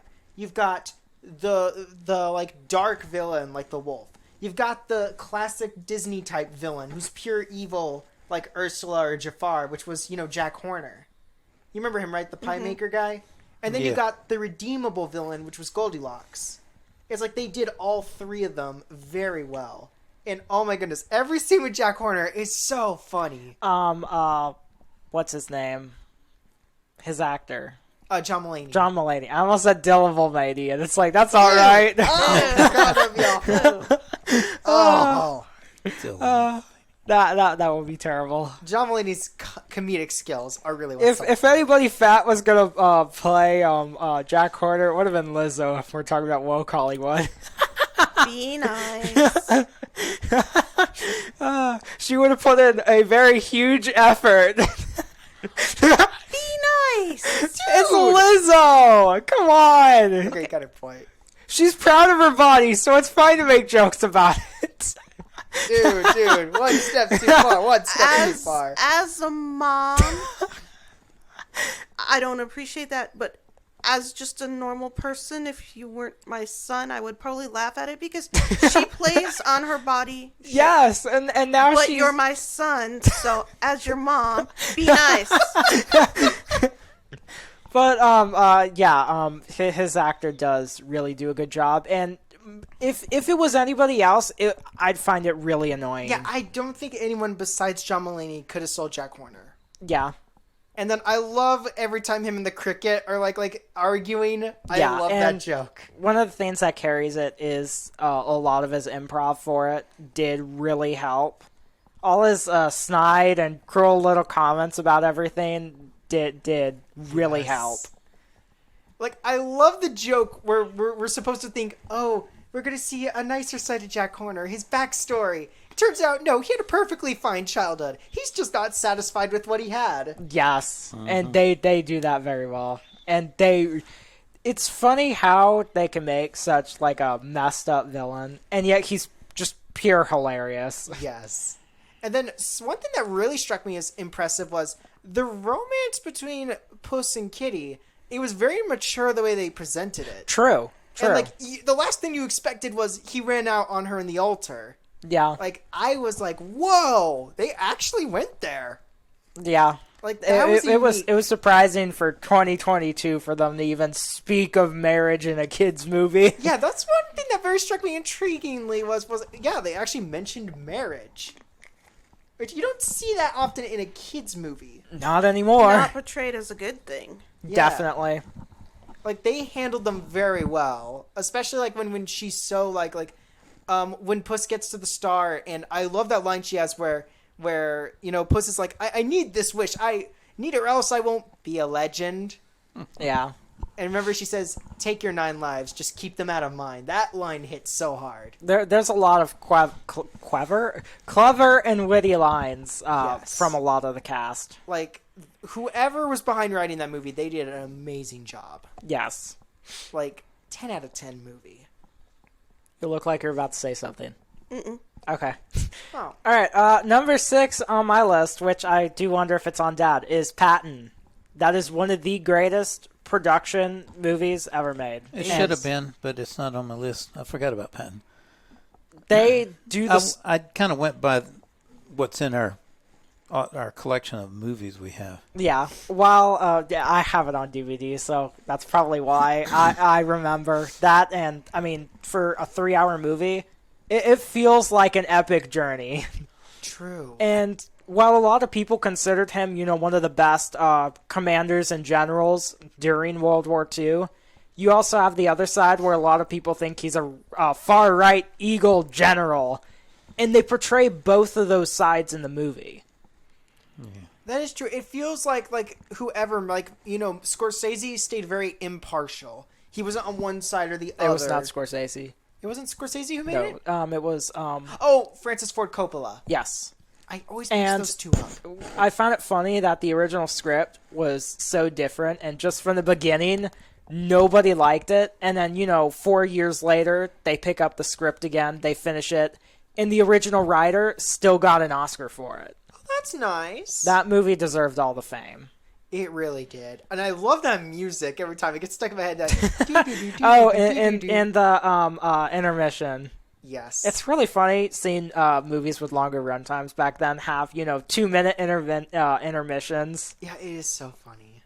But I need to get you to watch Patton sometime. Yeah, it I is don't one think of I've the seen best it. movies ever made. It's I will really good. stand by that. Who's in it? George C. Scott. C. Scott. Oh, this is an older movie. Yes, Yep. this Oh, yeah. is 1989, I believe. Oh, okay. Really? It felt older than that. The way the footage looked and everything. Really? It came out in 1989? Yep. I don't know why. It felt like there was more like 1970 something to me. When did Patton come out? Okay, I was horribly wrong. I Okay, was horribly wrong. What year? All right, so I know why I thought this because they put it is 1970, but I'm thinking of the extended edition where they do give you the full 2.5 hour. I think it's 3 hours. They give you the full 3 hour runtime because when the first DVD came out, they limited it to I think it was 2 hours and 30 minutes. Oh, I heard that story before. Yeah, and once they released the Blu-ray, they released it back to the 3 hour version, which I'm not was sure that I ever watched Patton. it is amazing. I'm I gonna have to must get you have. both to see it. Yeah, I have to. Yeah. Bro for, got me for to it to see be it. back in It was amazing. 1970, I can understand why I didn't, Yeah, because my mind was the furthest away from movies being and in other the stuff. military or anything. Back then, Yeah. I was of the frame of mind that I was never going to go in the military. Never. 1970. That's what you said, 70, right? Yeah. Okay. Yeah. That would. That was before. Yeah, that long makes before I sense. graduated from high school, 15. Yeah. and that's when Larry was in Vietnam, yeah. getting all messed up, and my dad had been in the Korea and got shot up 3 times. So Yeah. it's like I don't want to go. Yeah. I'm gonna have to get you to both to watch it. It is one of my favorite movies, and I believe one of the best productions of a movie ever made. I love the speech at the very beginning. I find it funny how controversial in Hollywood to have a beginning like that was. Yeah, it's so weird that was controversial. It's because it was so different from anything else. True. Nobody had done something like that before. That's a good point. And movies that kind of talk to the audience, I mean, this is 1970. They didn't do that till Patton actually got popular. That's a good point. I didn't think of that before. And a war movie talking to the audience, they usually let the message speak for itself. But more than... It was, now that I think about it, one of the first war movie biopics. Because it's not about a specific war or a specific event. It's about a specific person and their career and their life. Mm-hmm. So I suppose that's probably why another part of it was controversial. What was that Pearl Harbor movie you and I watched? About the pilot. Oh, you're talking about... Was that a Midway remake? Are you talking about just Midway with Woody Harrelson, Patrick Wilson? Yes. Yeah, that's the Battle of Midway. That wasn't... Well, it had Pearl Harbor in it, but it was about the Battle of Midway. Right. Sorry, confusion. Yes, I got you guys to watch that before. What was I about to say about that one? Oh man, I lost my train of thought. Oh man. All right, what is the number 5 on your list, Dad? Number 5. I did know, but I think I forgot. Understandable. I'm having to look every single time because I just kind of forget. The Sons of Katie Elder. That one is Ooh. justified. That is Yes. a good one. And that one goes back to my childhood nostalgia.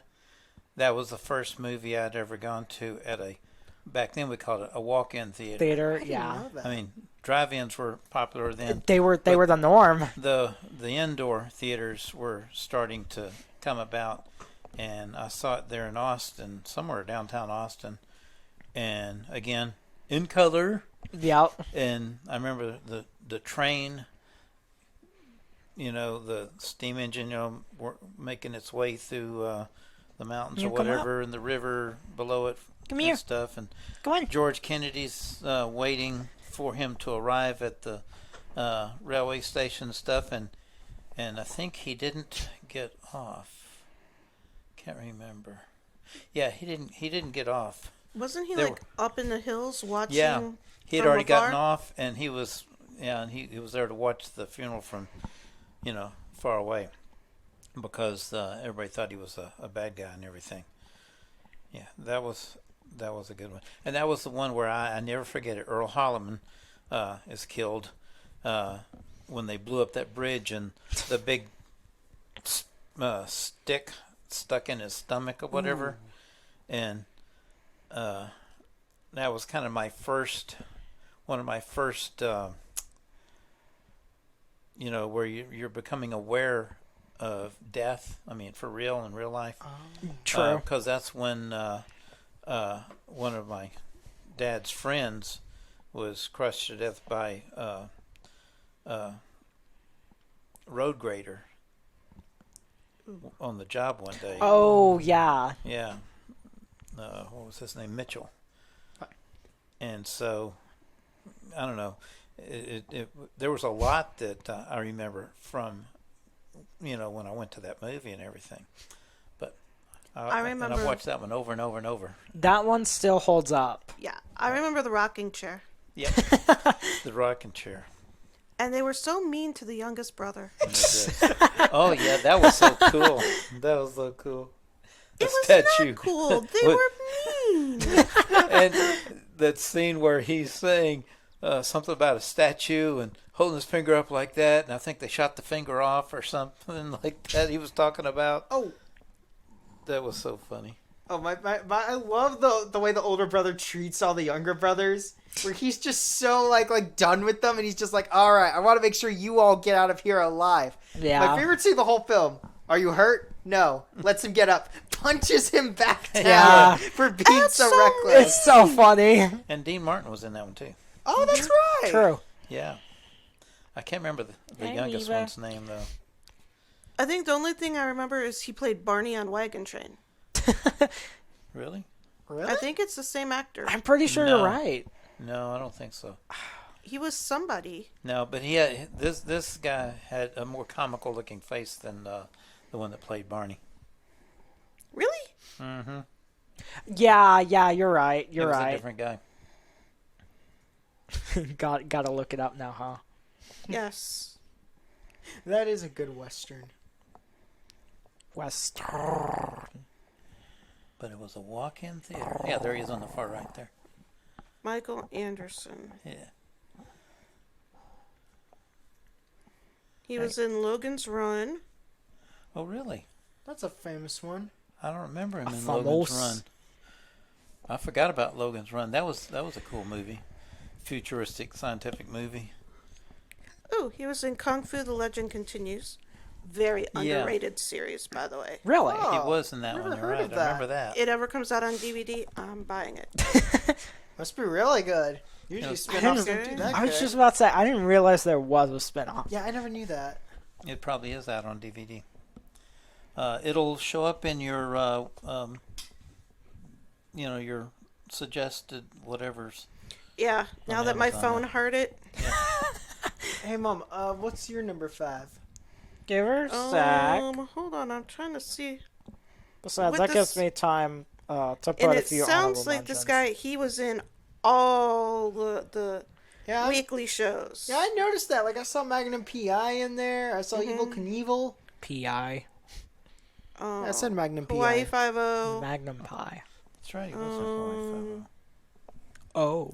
Oh, okay. I know where I know him from. It's an old TV series called The Monroes. Yep. He was in that. That's what I knew him from. And was he in the man from Snowy River or something like that? Remind me of a man. What man? The man with the power. What power? Power of voodoo. Who do? You do. That's a real It's a, song. it's a song reference. It's You song. do that. Okay. Okay. Yeah. You do that. I in think an I got adaptation. him mixed up. He was But in I an used to watch the Monroes too. Yep. he was in an adaptation of The Count of Monte Cristo. That's cool. Is that the 2008 one? No, definitely not. Oh, so it's an It's older one of the one. older ones. It's another underrated movie. I just remember feeling bad for him because his big brothers were so mean. But it was fun. See, that was a fun comical scene. See, True. this That's is why the they put it in there. difference between people who have siblings. I'm an only child. I do not. How are y'all so mean to each other? So you needed that so that you could be mean to somebody growing up. Yeah. Yeah. No, Or I needed have them that. be mean to you I either should have way. realized it then that I would have boys in the future who were so mean to each other. No kidding. Okay, we spend most of our days roasting one another to death. What is the number 5 on your list, Mother? Another John Wayne movie, Oh, The Quiet Man. Oh, That yeah. one is justified. it Yeah. is your That duty. was one I thought I should have had on my list too, and I think I might. Yeah, I did add it on my extras. Pretty sure I did. You know what's funny, Mom? The priest in that movie was the same guy killing everyone off in the movie, and then there were none. Do you remember you and I watched that?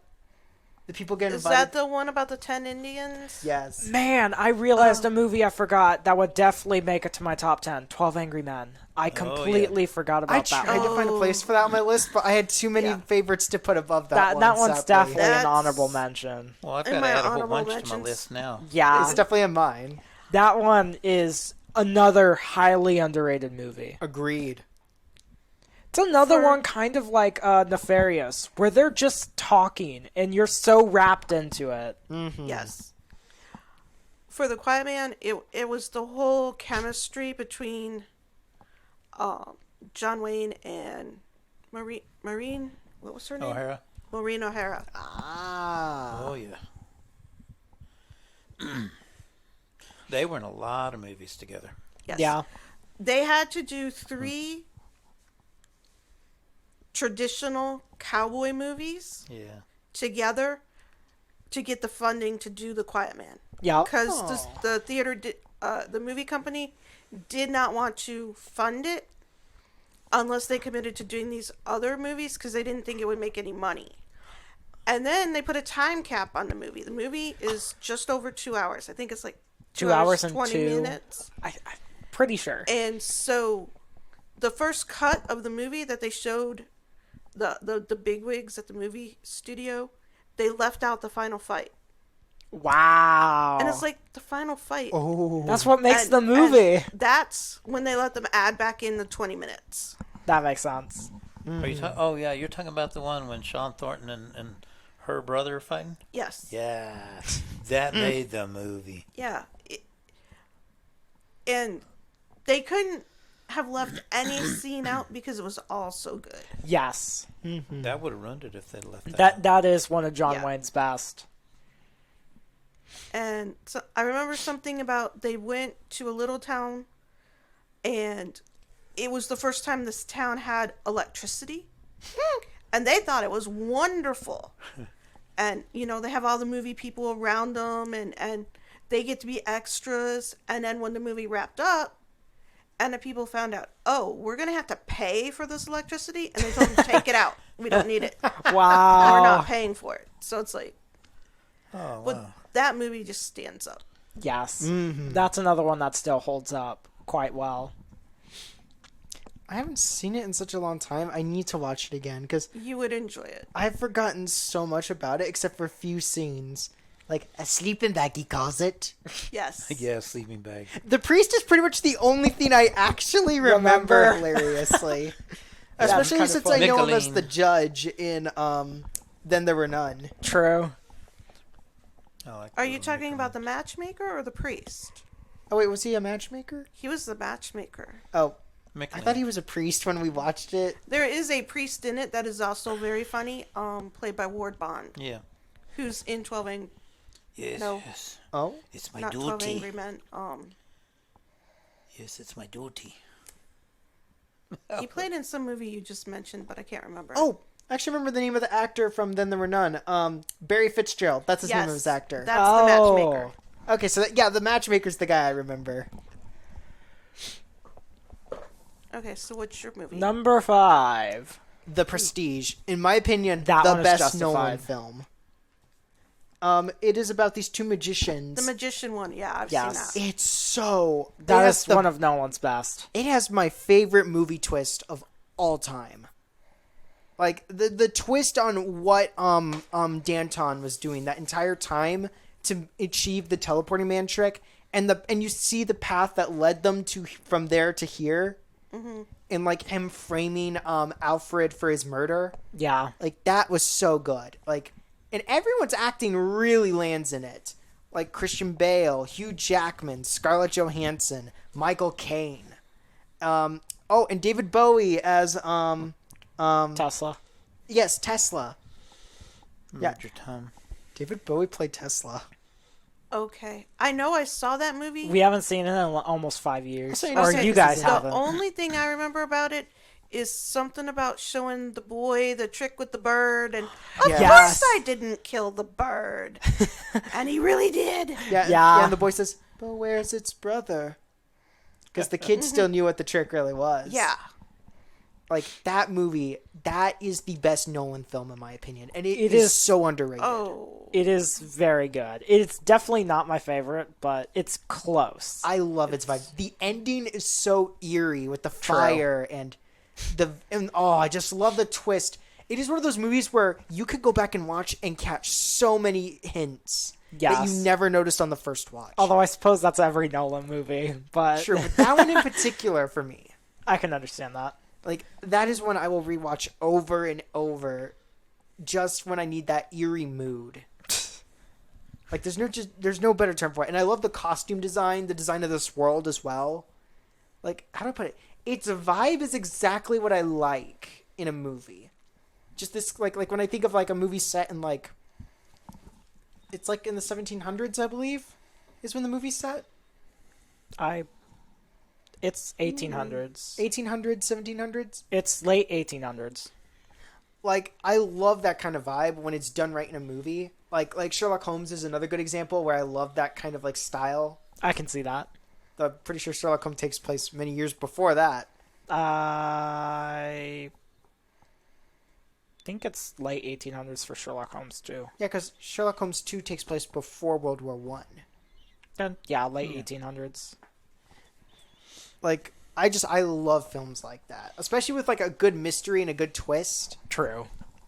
And, like- You can always rely on Nolan for that one. And like whenever like and the image of the top hats at the very beginning, all in Yes. the forest, it's already giving you a hint on what's to come, but you just don't understand it at the time.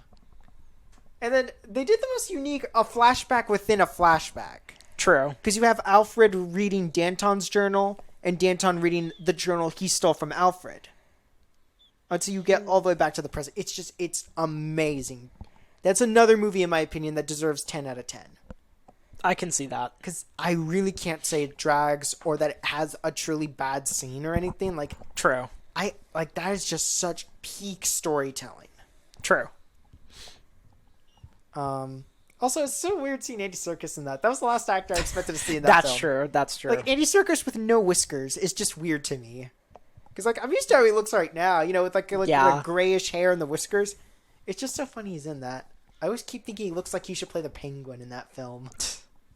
Something that, kind of off subject here.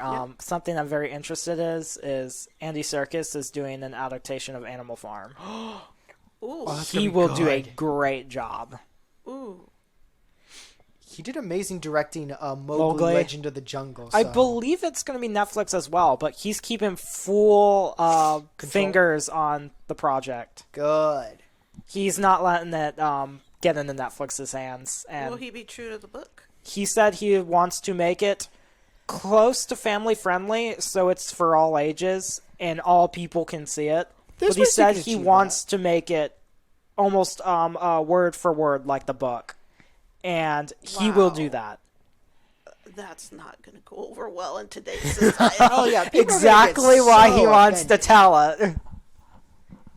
So I'm not surprised he's doing that. He's a really good director too. That is true. He while I can't really say I like the movie, he did do a good job directing Venom 2. Oh yeah, I forgot he directed that. I know, one. it's weird looking back. Like, wow, that was him. I love that one scene where it almost turns into a Tim Burton movie when Carnage is writing the letter to Eddie Brock. That and the wedding screamed Tim Burton. Oh dear lord, yeah. I was like, Andy Serkis, are you secretly Tim Burton? Did just Tim Burton run on set or something? He knew what he wanted. True. It's sad he's not directing the new one. Yeah, or that the is third. sad. But I suppose the SAG-AFTRA strike is kind of holding the production back now. It might kill it too. I would not be surprised. That seems like a movie that would get canceled production. Yeah. Unfortunately, the strike might also delay Dune Part 2 in November. And That would be Oh. devastating. I'm going to cry and scream and probably everything else in between if they delay it.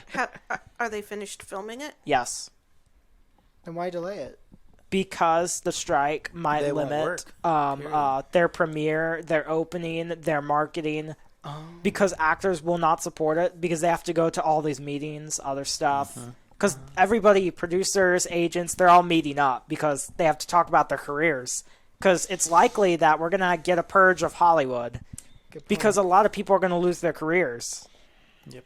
It's kind of funny how, in an odd way, it's almost turning into when people were getting blacklisted because they remember when actors were getting blacklisted because they'd get accused of being communists even if they weren't. Between that and then earlier in the, I think it was 2000s, everybody that was even directly related to Epstein, people were like, oh, cancel them, purge them, they can't be in Hollywood. This person is evil, they talked to him. True. It's like okay, not everybody's bad. Everybody on the list or who went to the island, that's where you kind of question people. I remember back when we went to the library, I read a whole book on it, and oddly enough, the book that really talked about it was, I was reading a biography about Vincent Price, and he talked in great detail about how worried he was his own career would end during that time. Yeah. 'Cause he was still acting during then. It was very unique. I suspect a lot of them that were accused of being communists were. Oh, well, yeah. I don't know. More now, though, than there were then. True. True. Nowadays, there's a ton who could be considered communists. Well, I mean, they've been brainwashed to think it's a good thing. Yeah. It depends on how closely. It depends on your definition of communist. True. Because it seems kind of like it's Structured?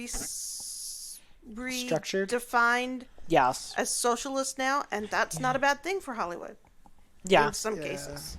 Now I think you're more likely to get canceled for being conservative. Well, or, of course. Or, and back then they were canceling what's opposite views Yeah. now. Mm-hmm. It just depends on your agenda. Yeah. And everybody knows Hollywood's. My number 5 is an animated movie called Your Name. It is about a young girl and a young boy who are the girl lives in the country and the boy lives in the city, and they end up switching bodies every single time they go to sleep randomly. Yeah. And they it sounds like one of those convoluted movies like Freaky Friday, but they have to learn how to not destroy each other's lives. They write notes, they're writing journals, so they know what happened that day. And eventually, after a comet strikes across the sky, it doesn't happen anymore. And the boy actually ends up trying to find the girl. And it is actually a very good movie. And I was very surprised how good it was. Miyamoto Shoto, I believe is his name. He is a great filmmaker. He is also the one who directed that movie we talked about earlier this year, Suzume. Yeah, me and bro went to see Suzume in theaters. Oh my goodness, That it was movie is amazing. one of my favorites that have come out this year. Like, it's Wow. right up there with Your Name, in my opinion. Yes. Because both are really good. They are some of the best anime movies ever made. You would like his movies, Mom. Yes. He's a very good writer. Okay, I would want to see that. It is very good. What is your number 4 on your list? Oh, Star Wars. A New Episode Hope? 4. Yeah, that one. Yeah. That one makes sense. Although I will say, I kind of see why people say it's like, it's really not terribly good looking back. If any of them were the best, it would be the most uncliche of them, and I can see why, which is Empire Strikes Back. Episode 4 was the first one that I saw because it's Yeah. the first one that they came out with. Yeah. And It's another nostalgia time capsule. exactly. Yes. More nostalgia. I know where I was, what theater I went to, which is not there anymore. It was. I think it was part of a mall there in Austin, and I know who I was with and everything, and I can still see the screen with the words going off into space. That was the neatest thing. And then all the special effects they did. They had never done that kind of stuff before. Yeah. The way they used their models and everything.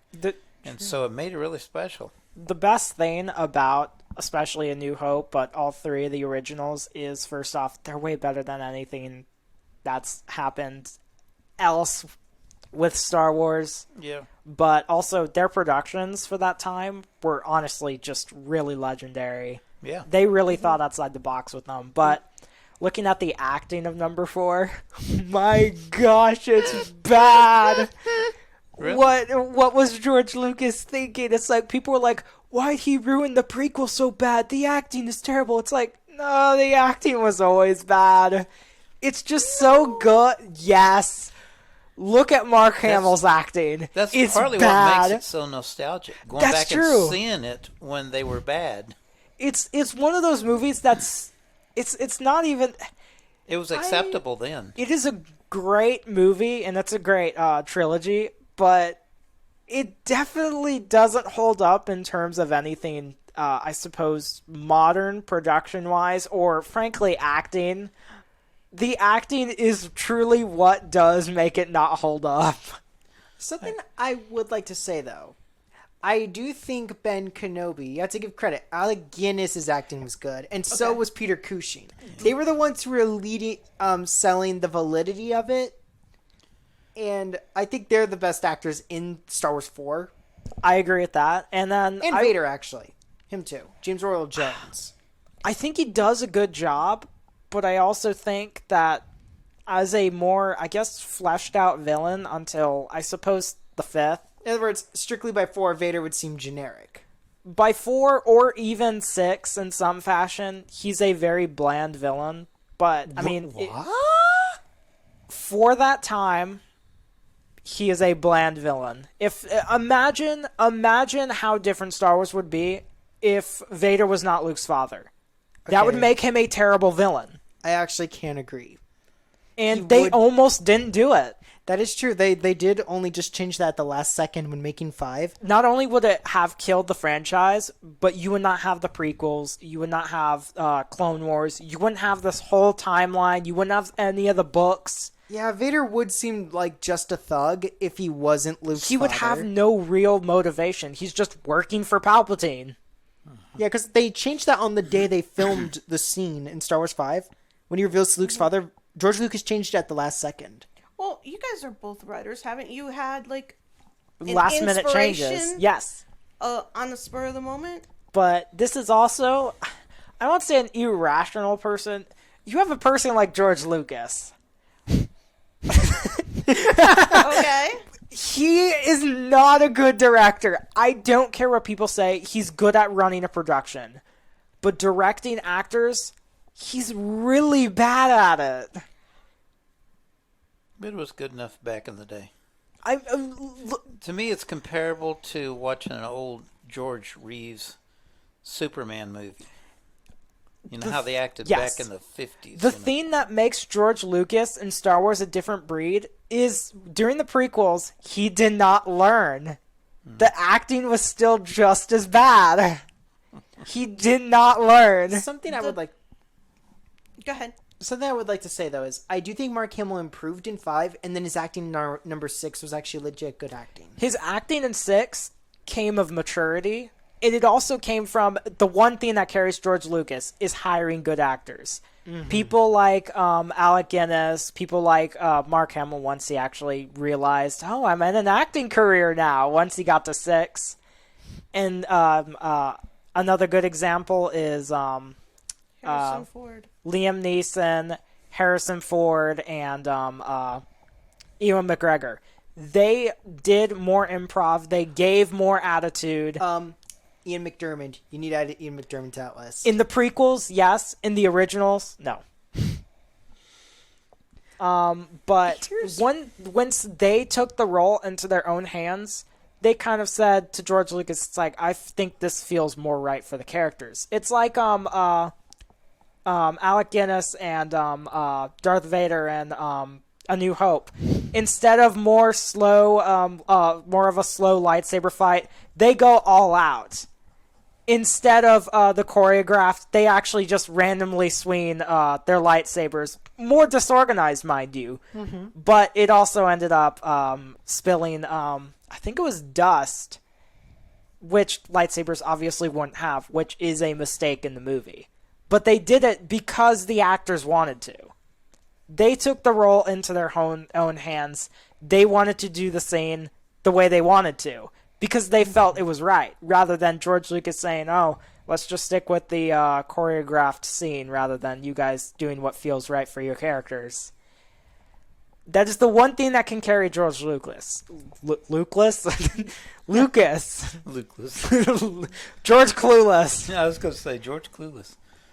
I would like to point out, I do get why Ian McDiarmid acted the way he did in number 6. Because when you first meet the Emperor, you're supposed to believe he's this embodiment of evil. Yes. In an odd way, it's not too different from Nefarious in an oddball way. Because the way McDiarmid said was he wanted to act like he's almost possessed by evil itself. Yes.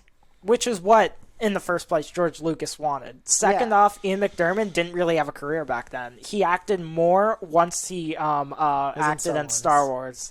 I gotta give you credit there. And in Star Wars, he realized what he was doing. He realized there's more of a, I suppose, passionate origin to Palpatine. There's more passion in his evil.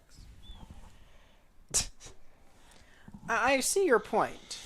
More than just an embodiment of evil. There's actually more of a motivation. There's actually, obviously, evil disguised as a senator. True. I would say this about the originals, though. I think they have some of the best spaceship effects in a movie. Like I said, the production is amazing. It is one of the best for its time, and even now. Oh, wait. I have a question. So you were criticizing some of the actors. What about Yoda? Was that one He's experienced, so I would say he did a great job.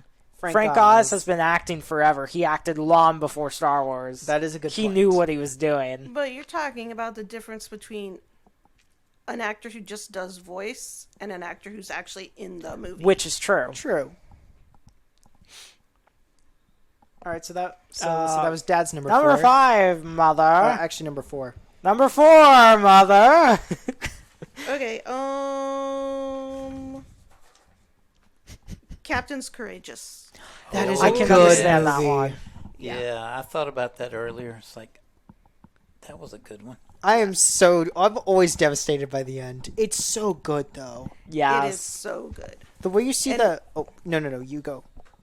I hadn't seen it till like maybe the last couple years. Yeah. Don't know how I missed it, but watched it, I guess, on streaming. I think it was streaming. It was on Prime. That's what it was. Yeah, so that... Is that Thunder? Is that Thunder? That's that Thunder? More Thunder? I mean, I'm not surprised. We'll take it here in Texas. True. Otherwise, but it's about to become Mordor in here. I just love the story. I love it that they repair the relationship between the father and the son. Mm-hmm. And then I love Spencer Tracy. Yes. Oh my goodness. He makes that movie. The bond between the boy and Spencer Tracy is so good. And seeing the boy grow and mature from how he started. Yeah. And like Spencer Tracy, you really see him turn into this boy's father figure throughout like the good half of the film. And like he teaches the boy some hard lessons as well.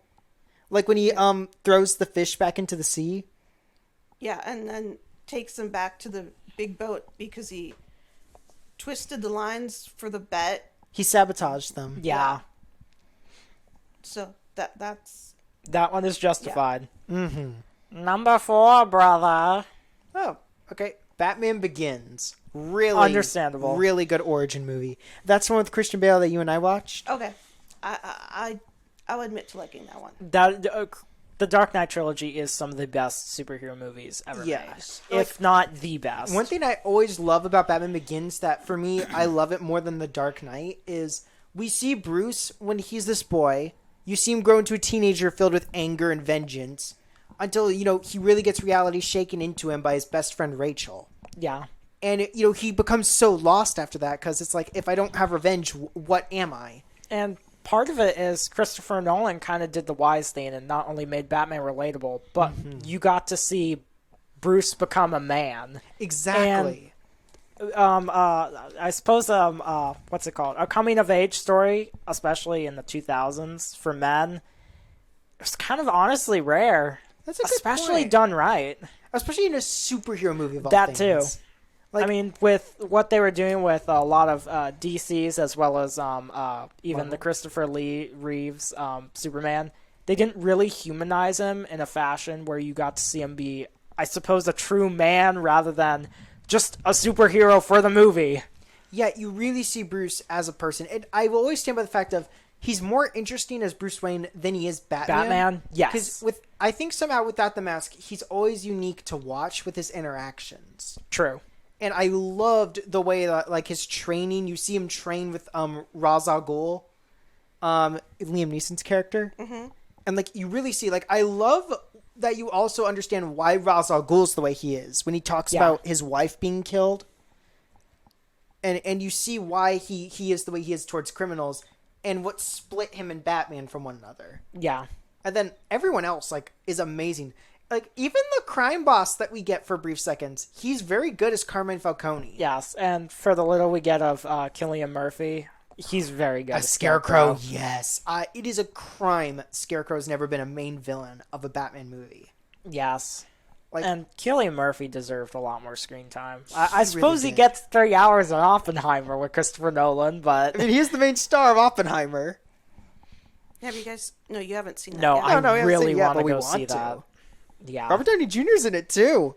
He has half of everybody he's ever worked with in the movie.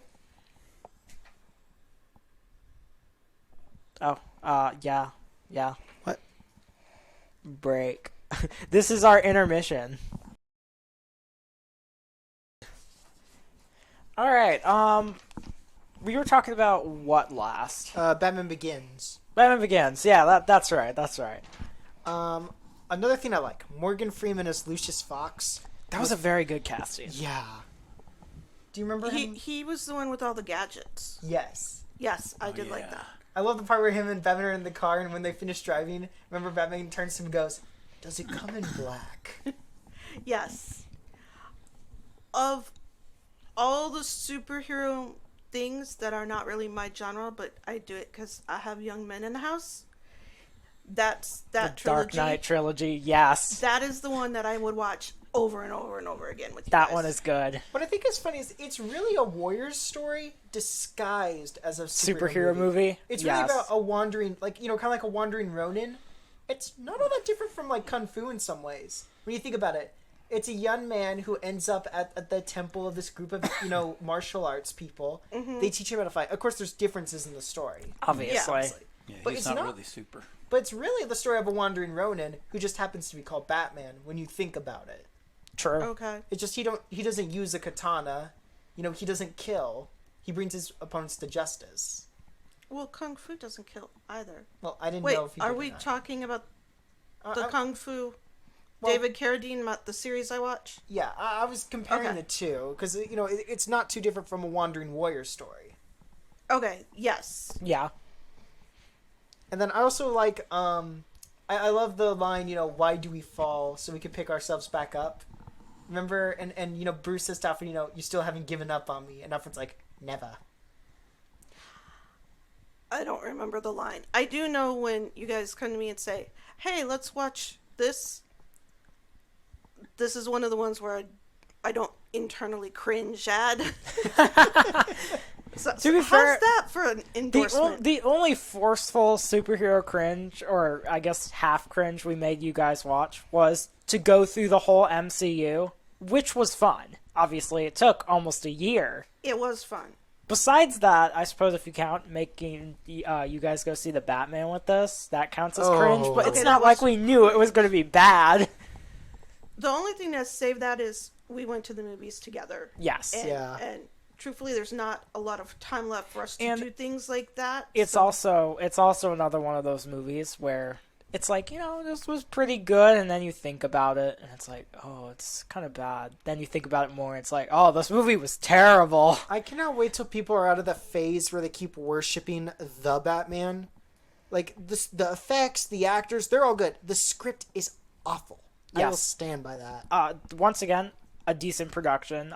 You had a lot of actors doing stupid things, like Robert Pattinson not staying on his diet of chicken and oats. He went out and got a burger on break. That explains a lot. He wasn't supposed to. He broke the rules several times. It was really funny. But I'm not surprised. Everybody got COVID. The production was delayed. Reshoots were happening over and over. The poor guy was tired. He wanted a burger. And, like, the one thing I looked forward to the most of all was we finally had Riddler as a main villain in a Batman movie. Instead, they make him an incel terrorist. There's no better word for it. That's Yeah. what they were going for. Yeah, they were really going for that genre, and it's like, you could have made it work if it was well written, but It was so convoluted. yeah, It did not make good sense. And- There's lots of plot holes. the riddles were so easy. And I remember the experience as we had a good time as a family, and like the black and white film production set design, however they did it to look kind of oldish. It was that That was grainy. awesome. There, Yes. the look, the visual of the movie was amazing. The visual. That was amazing. That's what I remember. Yes. I think Robert Pattinson could have been. He was a great Batman, but there was no Bruce, which makes him, in of itself, kind of a bad Batman. yeah, you didn't get the You have to the see duels. both sides. I think he got handed a bad script. Agreed. Yes, I'm sure he got a nice paycheck, but yeah. I will give him this. I think he has the best Batman costume. I agree with that. I think it's one of the coolest costumes I've ever seen. it's the for most Batman. realistic. Yes. Like, that's something he has that Christian Bale doesn't, is I always did think the Batman costume looked a little funny True. for Christian Bale. But, like, he made up for it with a good story and acting. And it's hard not to look funny in that costume. I mean, even Ben Affleck and Michael Keaton look hilarious. Oh, yeah, they look hysterical. Well, like for the Nolan stuff, you got great actors and a great script. Yes. In this one, you've got good actors, some good visuals, but you can't overcome a bad script. Yep. Yeah. Especially that trash third act. I don't care what anybody says. Nobody knows how to write a third act anymore. Yeah, and then I part of me was like, oh, that's a cool Joker cameo, but it's like, I don't want any more Joker. We get plenty of They've Joker already. ruined Joker. Yes. They've just wrecked him. I think Barry Cogan can play a great Joker. I just don't want to see it if it can be avoided. Yeah, like, I want to see Mr. Freeze. I want to see Clayface. Do some of the more underrated villains. or finally give Scarecrow his deserved lead villain role. That would be nice. Like, one thing I think they should do is Scarecrow and Poison Ivy. I think they Yeah. both would work in a good Batman script. I think that would be cool. Oh yeah. What's your number The 4? order has changed. Usually I point at you guys and say your names. My fourth is The Northman, which only Steven has seen so far. The Northman is about a Viking warrior who ends up being betrayed by his uncle, who kills his father, and it is a full-on Hamlet revenge story.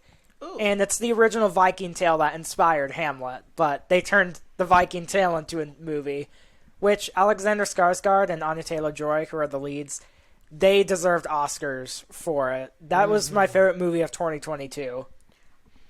What was the lady's name? Anya Taylor-Joy. The main girl from Split.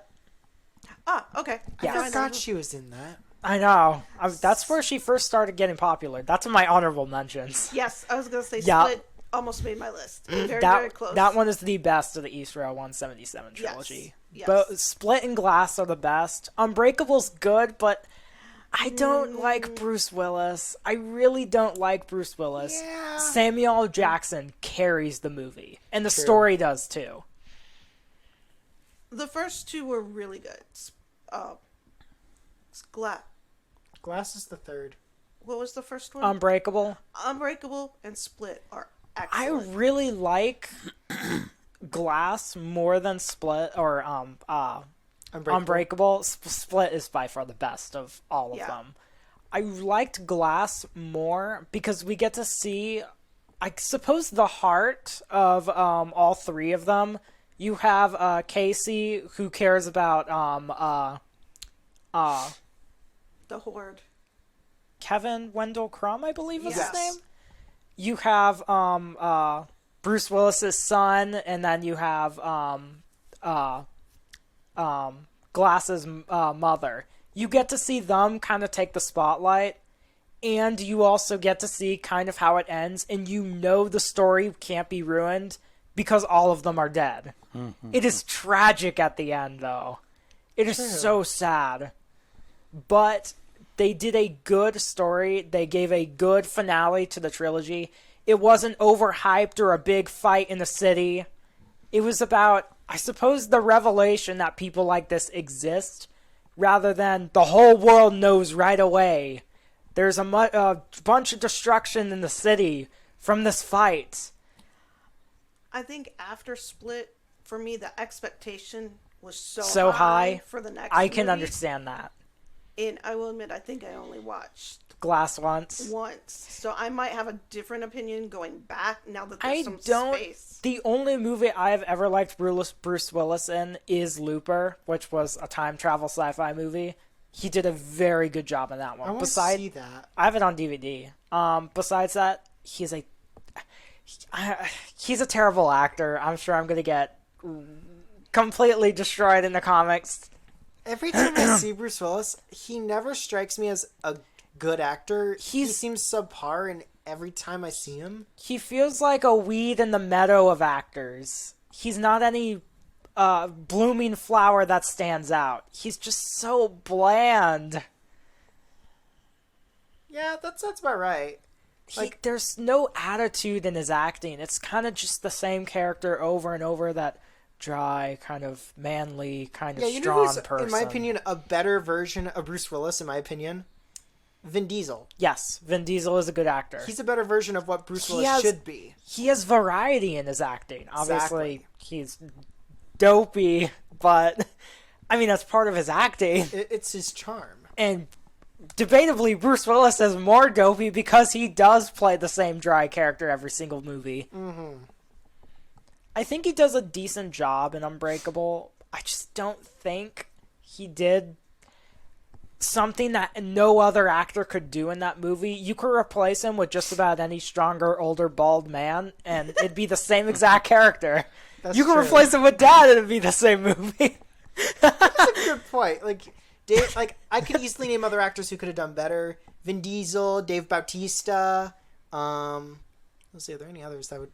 Jeffrey Dean Morgan is one I could have actually seen back then. There's a lot of actors that could have done it. Isn't Bruce Willis primarily an action movie? Like, isn't he the Die Hard guy? Yeah. And even Die Hard. First off, Die Hard's a very mid movie. I don't care what people say. That movie is cringe. But you have to understand, it was a different Iconic for the time.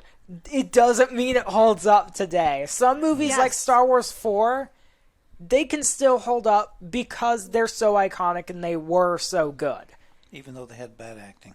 Yes. But it wasn't because the actors were bad actors. It's because it was a bad director. Bruce Willis is a bad actor. M. Night Shyamalan isn't a great director, but he didn't do bad on the Easter at 177 trilogy. You need to go back and watch a TV series from the 80s called Moonlighting. Yep. Oh, where boy. Bruce Willis, a very young Bruce Willis, does. It's a comedy TV series. And Hey, that's he outside of plays- his genre. That he was really good in. Yeah. I didn't get to watch it a lot in my house, but that was like super duper big. Hey, Reba. And he went from that. In that he has charm. Now, after he did the Die Hard movies not my cup of tea. Bruce Willis charm? Is it true? Yes, that's how come I think you should go back and watch Millennium. I might have The to. only reason I'd watch Die Hard is because Snape is in it as the villain.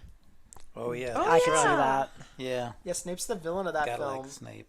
I've Die- only sat through that film one time. I It's know that's such more a than bad enough. film. Greatest action movie ever. You know what's No. sad when I could say I would rather watch The Fast and the Furious because that's more entertainment value. No. Say what you want about Fast and the Furious. It is the most brain dead fun I have ever had watching a franchise. Those movies are so ridiculous and convoluted. They're just downright fun. Aren't they on like movie 10 or something? Yeah, they're making 11. Don't worry, it's coming out next year. Yeah. They're still going. You're not gonna make me watch it. Are Oh you? gosh, no. Okay. They're Never put you through something so they're painful. brain dead special effects action movies. Now the only one that was actually deep was the 7th, and believe it or not, James Wan was the one who did it, which is why there was such a deep story for one of those. Okay. The most painful movie we'll ever put you through will be Joss Whedon's cut of the Justice League. We gotta do that We will sometime. put you through that one day and let you see how badly Joss Whedon butchered Zack Snyder's vision. Oh, we gotta do that That's the one you sometime. guys were so happy. That's the Snyder Snyder cut. cut Yes. thing. Yeah, the Snyder cut Okay. is how Zack Snyder wanted the story to be.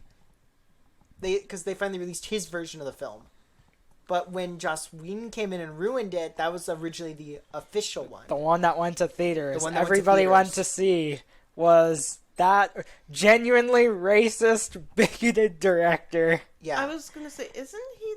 Forgive me for like. He's being- also really sexist. He is one of those actors I will call all of those words because he genuinely is, and Hollywood protects this man. Yeah, they protect He's- Joss Whedon. He's the one that, like, one of the young actresses had on it Buffy in, the Vampire Slayer. Yeah, had Yep. it in her contract that she didn't have to be alone in a room with him. 'Cause Yep. He was so inappropriate. yep. Yep. Okay. And you're gonna make me watch it? Well, just so You can have to see bad it how was. bad it is. You have to see. Okay. Like, remember Cyborg in the Snyder Cut? How emotional he was? Joss Whedon cut all of his storyline out of the movie. I've seen the Snyder You've cut. seen. Yes, you've seen it once. Do you Okay. remember? I Who gotta. are these? Who's the Fantastic Four again? the Justice League. Oh, who's the Justice League? Batman, Wonder Woman, The Flash, Aquaman, Superman. Cyborg, Superman.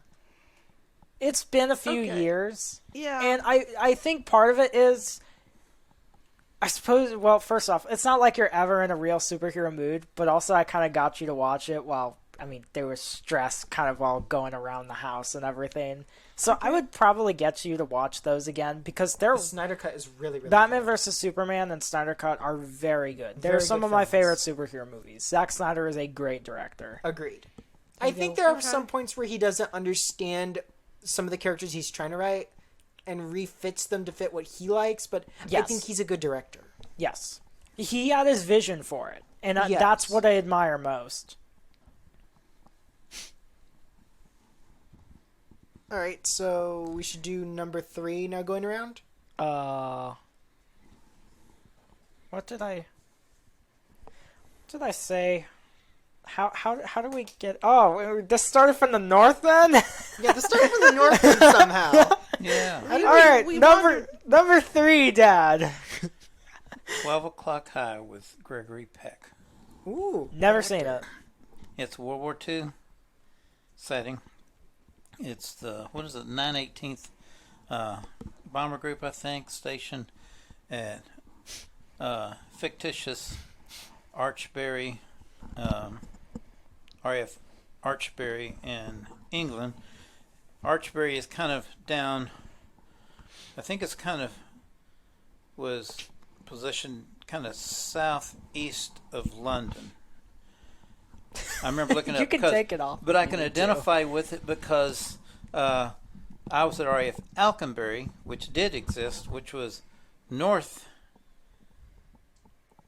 way up north of London. But anyway, Gregory Peck was played the part of General Frank Savage, and he was he had this bomber group that wasn't doing very well. and they were just, you know, their commander had, I think he went bonkers, and he finally had to take him out or fire him or whatever you want to call it. And it was like a friend of his, and he himself took over the group, and then he built them back up because they had lost their morale and everything, and they were losing a lot of people. They would go in and get all shot to pieces and stuff like that. Yeah. And there was one. Well, that he took all the worst people in that unit and put them all together with his very worst pilot, and put them in a plane and named them the Leper Colony. Oh, you talked about this movie to me. Yeah. Oh. And they want it to be continue to be called Leprechauns, right? Yeah. Yeah. Leper The Colony. Leper Colony. But they gave them that name because they were the worst, and like a disease, and it was his job. I think it was Paul Burke played that part. Well, actually, in the show, I think it was Paul Burke, but I can't remember who played that part in the movie. It's not Gregory Peck in the regular show. It became a regular TV series, and it was very popular back in the 60s. And anyway, the Leper Colony, they practiced, and they finally got together, because they fought and everything at first with each other, but finally they became the very best of the group. Yeah. And so they started getting all the really tough assignments because they were so good and everything. And towards the end of it, when they wanted to, like you said, okay, you can change the name. It doesn't have to be Leper Colony anymore. You've earned your place. And they said, well, sir, we'd really like to keep that name, because they were proud of it, Yeah. But in the movie, towards the end of the movie, Gregory Peck was so involved with his people and everything, and he always put himself up front, and he was always in danger and everything, and it got so bad, and finally they had to take him out. The flight surgeon, whatever, said he's got to be taken out because he's losing it or whatever.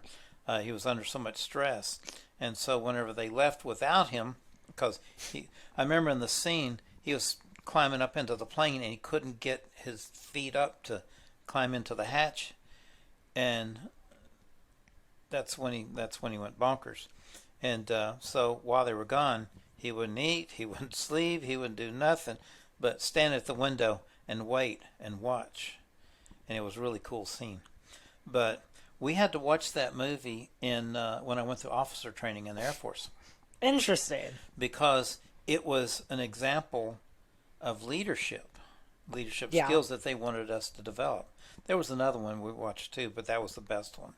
But it was with Gregory Peck, and he was big in that back in those He was days. an underrated actor even Yeah. then. He was also in To Kill a Mockingbird. Okay, I Yup. thought that was Atticus's Yeah. actor. And I Yes. was thinking, man, I should put that on my list too. I was just thinking That one's pretty good. I was surprised how good they did that movie. Yeah. True. I was surprised that they actually adapted it pretty faithfully, mostly. Yeah.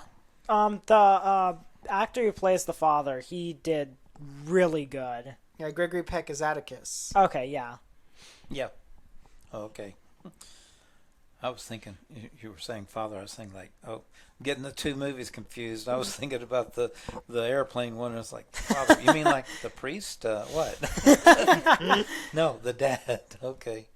Well, I do want to see that movie with you, and I'll vouch for the TV series that's on Being Prime. good.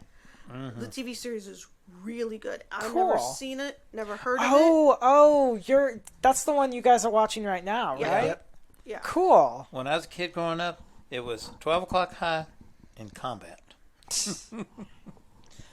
Those two, we never missed those. Reba's made herself at home, I see. Yeah, my lap. Gregory Peck was also in Moby Dick. Oh my goodness, that was him, wasn't it? Captain Ahab, yeah. Oh my gosh, that was him in all that makeup. I was about to say, I can't see the face. I can see he had it a now. beard, didn't he? Yeah, he had like Yes. a huge Yeah. chin beard. I'm pretty sure that's the one that they always use in every parody whenever they parody Captain Ahab in Yes. cartoons. Probably. Because he always looks like that with the big old chin beard. But when I was a kid, Gregory Peck was in lots and lots and lots and lots of movies. Yeah, But those were the main ones. that makes sense. What is your number 3? Pirates of the Caribbean, Dead Man's Chest. The best sequel ever made to any movie. In your opinion. Yeah, in your The best sequel made to any movie ever made. Let's. It's what everyone says The Empire Strikes Back is, in my opinion. Yes. I'm sorry, I think The Empire Strikes Back is one of the most overhyped movies in history.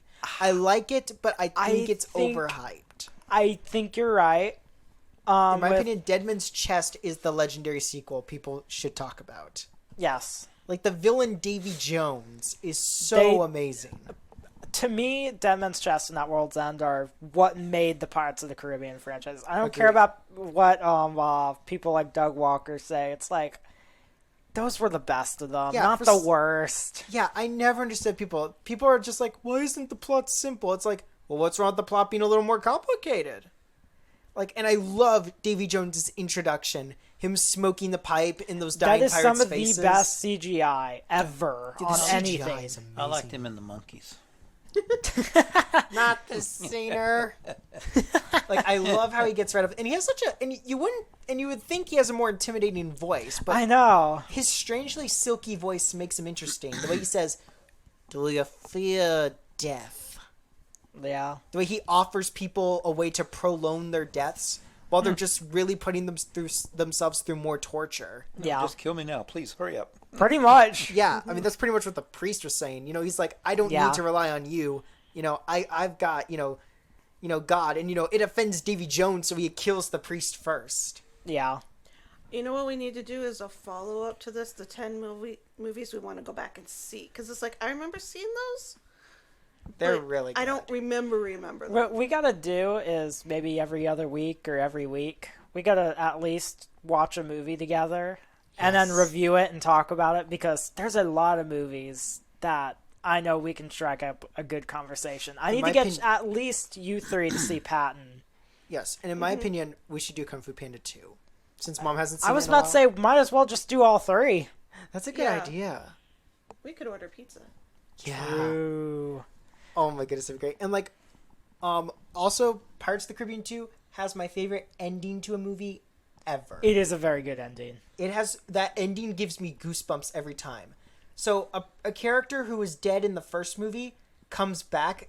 So they think Jack Sparrow's dead, Okay. and the voodoo priestess they hang out with, she says, "Would you go to the strange waters at World's End to find him?" To find Jack Sparrow, basically. yeah. And suddenly you hear these boots walking down these stairs, and she says, "You will need someone who knows these waters." And the villain from the last film appears, and he eats the apple, saying, "Tell me, what's become of my ship?" It is Okay. my favorite ending it is of a very all good time. ending. Like, I literally have goosebumps talking about it right now. Just iconic ending to a movie ever. I remember liking them well enough that I would not at all mind watching them again. That makes sense. Oh, I'd love to do the Pirates movies. What is your number 3? Harry Potter, Sorcerer's Stone. Okay, I was about to say name a specific one. Me and Steven just ended up watching Prisoner of Azkaban to Deathly Hallows. Watched it without me. We were being guys while watching the movie, making jokes. We were making It's probably relentless good jokes. that I wasn't there. Exactly. We made fun of Voldemort's voice for like 5 movies. Yeah. Voldemort's voice is so unintimidating. Like, it's like he should have been intimidating. The Harry Potter movies, I don't care what anybody says, how much people might hate them, maybe they aren't like the books. They're great. Agreed. Harry Potter. Particularly the first 3 to 4. You see, when rewatching them, and I think Steven kind of had the same opinions, the later ones still are just as good. The one Agreed. thing that makes it a little bit strange is kind of the slow, or I guess slow-ish pace of the teen drama that is Half-Blood Prince. But Yeah. it's also part of that coming of age where it makes perfect sense. And even watching it, me and Steven, it felt like maybe an hour, and it's like, whoa, we're already at the end? This movie's actually pretty good. Yeah, like it's amazing how fast they go by. The last three went really fast. It's like, these movies are pretty good. They still hold up very well. Well, the end of the series is because they are growing up. They are facing more real dangers. Yes. Consistently, their whole world has changed. Yes. I mean, like when you visit Diagon Alley in the first one, it's amazing. Yeah. And then you go back in the later ones, And it's abandoned and wrecked. and it's And then seeing the battle at Hogwarts, it's always a toll on the emotions. Everybody dies. Yeah, did you ever catch that Lavender Brown was killed by Fenrir? When you see the werewolf stain over one of the students' corpses, that was Lavender Brown from the 6th movie. Oh, Yeah, it's like, man, she got a bad ending. Yeah. they killed off Remus. That was just Yeah, that was a mistake in my and opinion. Tonks. They killed off so many people. It's like, why? And I don't care what anybody says. Ron is a terrible friend. Yes. He is a terrible friend. He is a jerk. He is so unhelpful through almost the whole series. But It's he did a true. good job of being terrible. Yes, he did, but it's like, why, Hermione? Harry's right there. Harry's right there, Hermione. Or even Neville, because Neville's at least a good friend. That's one of the things I liked in the first movie is Harry Potter didn't win the House Cup. Neville Neville did. Yes. For me, it was at a time where I was still pre-screening and pre-reading, and I had already been through the whole Twilight thing with your sister. Oh, boy. Hearing so much about the Harry Potter, I had to read them before I Before, would let you yeah. guys. And I was amazed at how good it was. The one thing that I just don't understand with these high pious contemporary Christian families and the devout Catholics, it's like, all right, there's witchcraft. It is fiction. Fiction. It Yeah. is not real. Yeah, I am- You tell your children this is fiction. This is not real.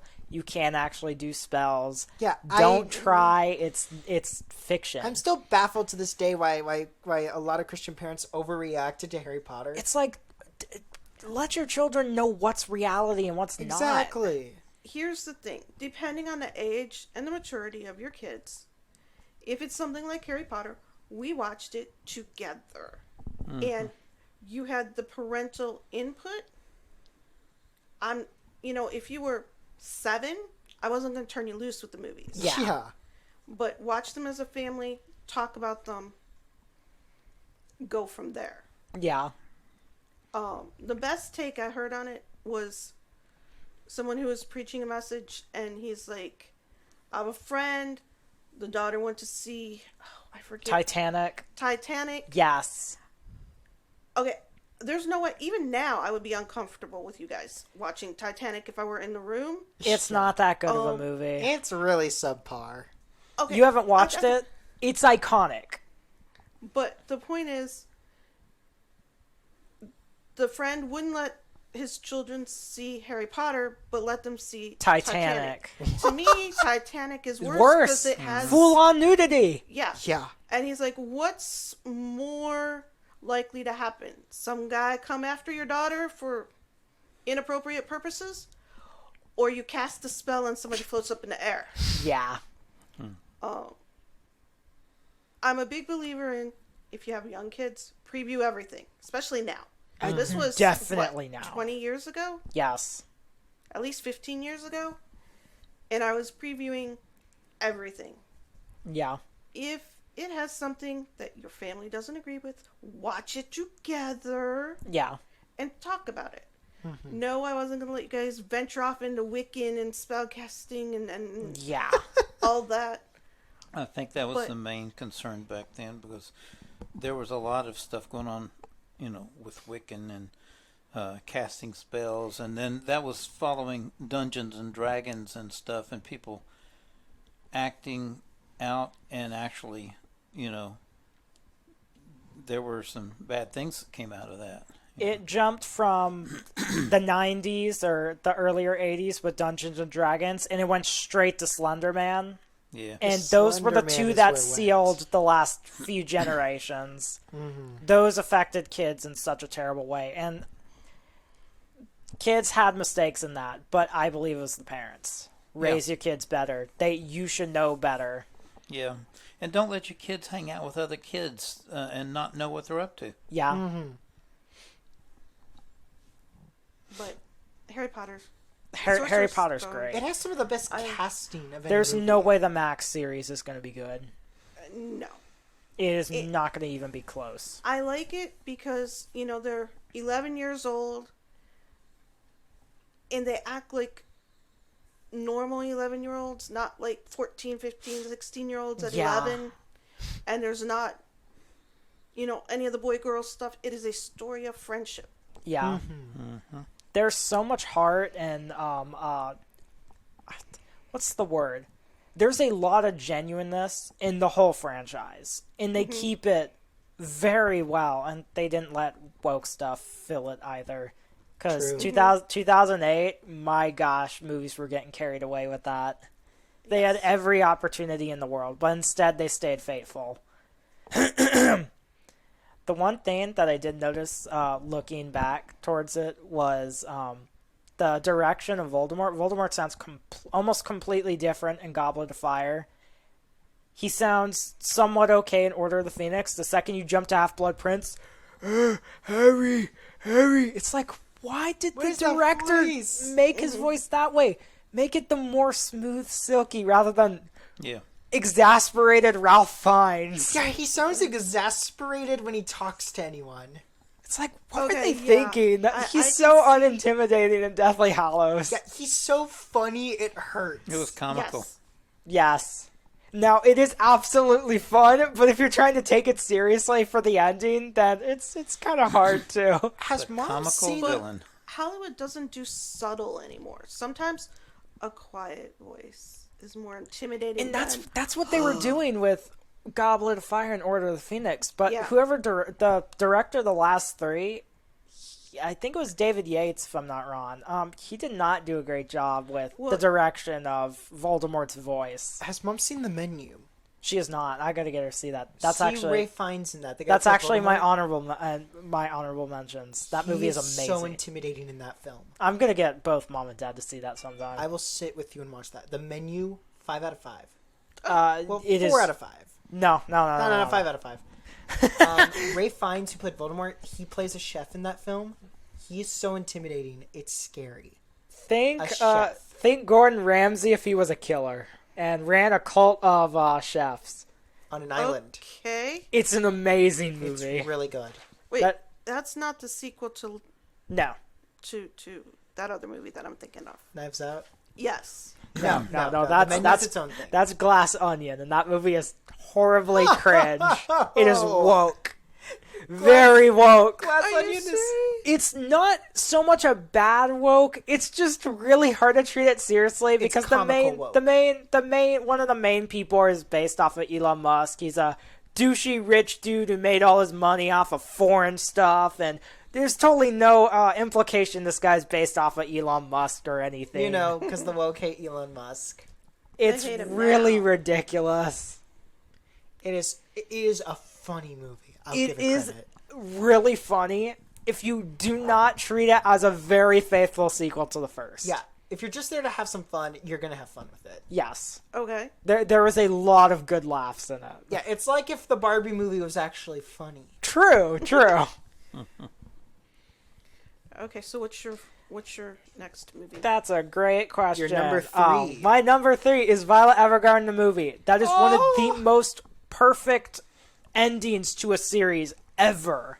Okay. What happened in that? You remember Violet, or should I say Claudia, the person who leads CH Postal Service, finds out that Gilbert's alive through a letter, and him and Violet go to that island and find out he's alive. Have I seen this? Yes. Hey, I'll make you watch the whole thing I'll again. watch it again. The only one gonna I remember cry. the episode about the Made you cry? Yes. the mother's letters. I can't even imagine what would Oh. happen if I made Rebecca watch Violet Evergarden. Rebecca would Oh, be gosh. completely like sobbing. no Yes. matter every single time I was testing my DVD a few weeks ago about ever going to the movie because I got it, and I still ended up sobbing at the end. It's like it's so such a good tragic. ending. It's Okay, so I'm gonna good. See this again. It's really good. It's amazing as a finale. It is probably one of the most perfect endings to anything to me, and I can agree. it makes my top 3, no question. It's right up there with Return of the King's endings. Yes, Let's be honest. Yes.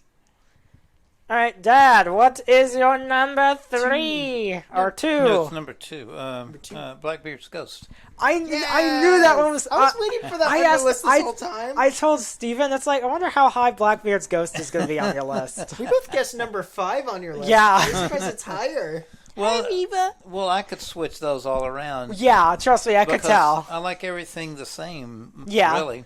So I just had to put a number on it. So Blackbeard's Ghost. I love Peter Ustinov's acting. Yes. I love his his accent. When he's the ghost and or the pirate. To me, that is still one of Disney's most underrated, as well as most funny. Yes.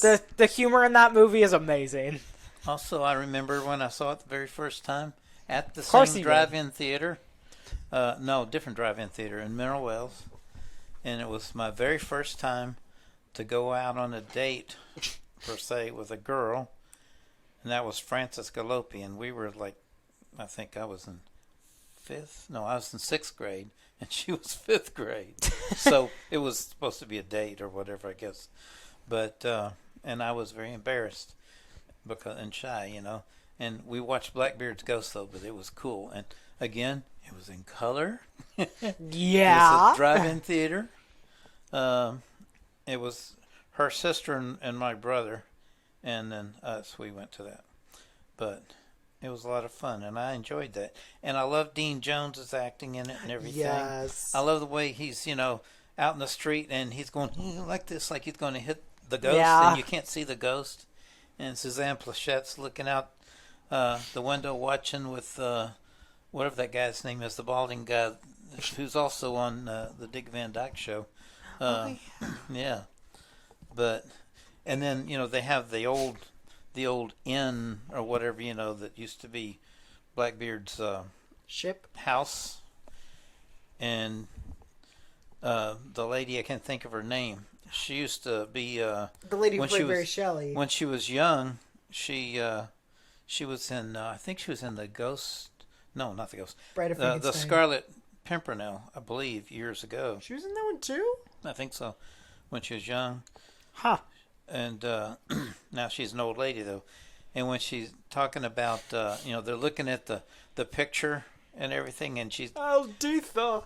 yeah, all that. She did that so well. Yes. That film is so funny. That film is underrated. Yeah, And I love the mood when the fortune teller lady is telling the story of Alditha. The way they do the lighting, Yes. the portrait's creepy eyes. yeah, Yeah. And you genuinely root for everybody in that movie, too. That is true. yeah. Everybody. Yes. Except for Silky Seymour, of course. Well, yeah. Well, it was great watching Silky Seymour Get beat up. spitting out those coins. Like, people need to see Blackbeard's Ghost. That is such an underrated film. Yeah. And Yes. don't ever remake it, please. Definitely not. Unless it's the Ian Ruining McShane good version. stuff. What? The what? Okay, but that will be actually funny. Okay, so in Pirates of the Caribbean 4, Ian McShane plays Blackbeard. We were making a joke saying, what if they did a remake with that Blackbeard as a ghost? No. It will not be the same. No, it will not. No, it would not. And that's another one from back in the 60s. Oh, and fun fact, the main guy, Dean Jones, right? Dean Lewis or Dean Dean Jones. Jones? Dean Jones. Dean Jones. He was the very first guy to play Bobby in Company. Company? Yeah. Huh. He was the very first guy to play him in that musical. That's kind of cool. Well, yeah, I was so shocked. He's also Father. What's his name? In the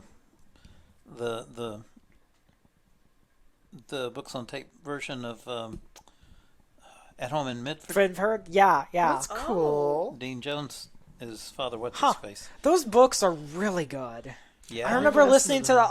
audiobooks. I listen to it every once in a while because it's nice and pleasant. It is. And then He also was in That Darn Cat and That's right. gosh, Frank Ocean was in that movie too. I can't remember if he was in the Shaggy. No, he wasn't the Shaggy in the Shaggy. He might have been in that one, Wouldn't be surprised. but I'm actually thinking of the boy that was the dog, who is now married to Goldie Hawn. But yeah, Dean Jones. Yeah. And Peter Ustinov and Suzanne Plachette. Oh, and then the kid that let's go. Oh yeah, I forgot about him. We say that all the time. That is true. Yeah. Oh my, Let's go. he's just so proud of his coach. Yeah. He's just like, let's go get him, boys. Yeah. That Shot put is or was it shot put? Where isn't that usually the Reserved for the strongest man on the team? The strongest, the heaviest guy. Yes, That's sir. right. Yes, sir. Couldn't even get the trunk open to do the gas. Yeah. Oh, that was so funny. What is your number 2, brother? Kung Fu Panda 2 Understandable. is truly the best animated film ever made. I agree with that. Like, it beats Toy Story, it beats Lion King. Like, it's truly that well written. See, I forgot about Toy Story. I don't really think that one holds up great. The first one was okay. The first one was good, but even then, first off, I don't know what Disney's obsession was with how much adult jokes they got away with in some of those movies. Yeah. It's hard Yeah. looking back and saying, wow, this movie's great. It's like, this is kind of raunchy. Yeah, there were some jokes that flew over my head big time. It's like, I would wow. actually argue Toy Story 3 is the best one in the franchise. I think it's a good ending if it was an ending. But it Sure. wasn't, so they wrecked the whole franchise. Yeah, So that's which one was another your one pick? I will not watch. Toy Story 4. Yeah. So Because which I don't one want was it to your ruin the first 3. which one was your pick? Oh, Kung Fu Panda 2. Oh, Kung Fu Panda. We got on Toy Story, Well, we were talking about Kung yeah. Fu Panda 2 being much better. but I Yeah. forgot what The which villain one you is picked. so intimidating. They somehow made a peacock intimidating. I know that's kind of interesting, making a peak. And I mean, voiced by my favorite Gary actor, Oldman. Gary Oldman. Ah, of course. Sirius Black. I remember the Kung Fu Pandas being very fun to watch. They're very good. They are well written, and I love how like Dustin Hoffman's character Shifu develops over the course of the movies. Every character grows just the exact way they should. Exactly. Like Tigress goes from being closed off to really embracing her family. Shifu goes from being bitter to finding inner peace. And Yeah. Poe also like grows as a character too, coming into his own as a hero. Yes. Like it's just so well done. I think I remember reading somewhere where peacocks actually can be very intimidating. Not surprised. They can be Yeah. vicious at points. Now, Yeah. I've never had one do that way. My great grandmother had some peacocks out there at Sandy Creek, and they're beautiful. And I saw them all the time Sure. with their Feathers. fanning out their tail and everything. Yeah. And I always like the sounds they make too. They're really cool. But if you're a city kid, their calls can be terrifying. True. They do They're have some- they're also way louder in person too. Yeah. I forgot where we were, but I do remember hearing one in real life once. I forgot where we were. I think it was like a park or something a long time ago. But we did. I know we at one point saw a peacock in real life. I think it was the Kansas Zoo when we went visiting the Kansas kids. It was That had to be it was it. after the second wedding that we went to. Hariba.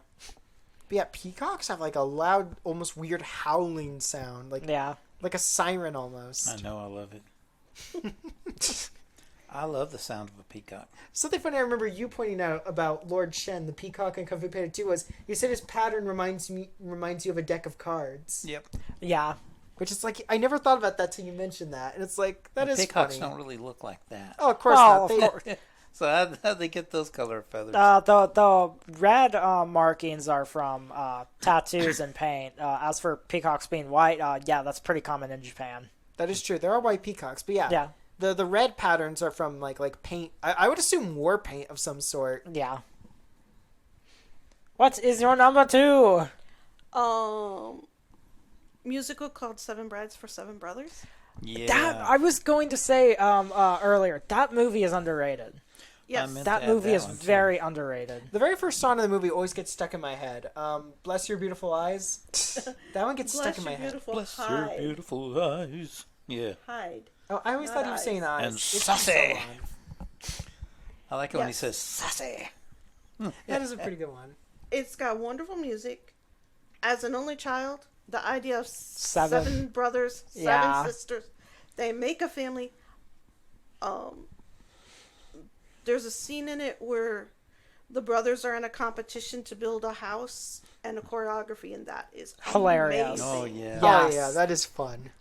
And then in the 80s, there's a very short-lived TV series that I absolutely Oh, loved yeah. that had Richard Dean Anderson. You guys would know him as the original MacGyver. He played the oldest brother, and it was set kind of like in a ranch. It was modern day, Yeah, and they they have, like, had a pickup all the truck. brothers. And it was a very underrated series. See, there was But two. I love the musical. There was two shows like that. There was one. I think they had Seven Brides for Seven Brothers. Was the name of that show, right? Yeah. And then they also had Here Come the Brides. That was another show. I've It- heard it of was- that one, but I haven't. Its setting was in Seattle. Ah. Of course. So, and the theme song was, the bluest skies you ever seen are in Seattle. So that was a TV series? That was a TV series too. Interesting. I can't think of the singer's name. Bobby Goldsboro. Bobby Sherman was was the youngest brother or whatever in that one. But they never got married. They just were all the time. They brought all these mail order brides in, but they never got married. They just formed this But they're township. not supposed to be mail order brides. They were. Oh, okay. Yeah. It was different than Seven So- Brides. It's not true to like the musical. No. But I think it came out because of the Seven Brides for Seven Brothers show. More than likely. Yeah.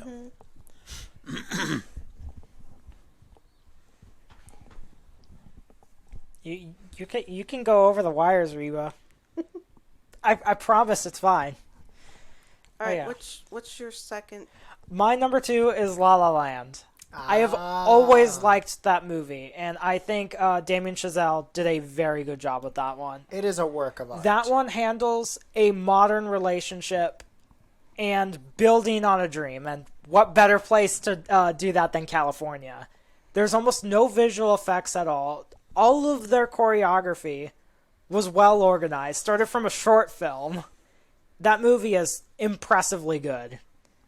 That is true, and the songs are really good, Yes.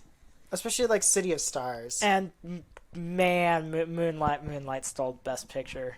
Gosh, I hate Moonlight. La La Land deserved it. I will wage war. That'll probably forever be the most controversial Oscars ever. That's where I knew the Oscars were rigged.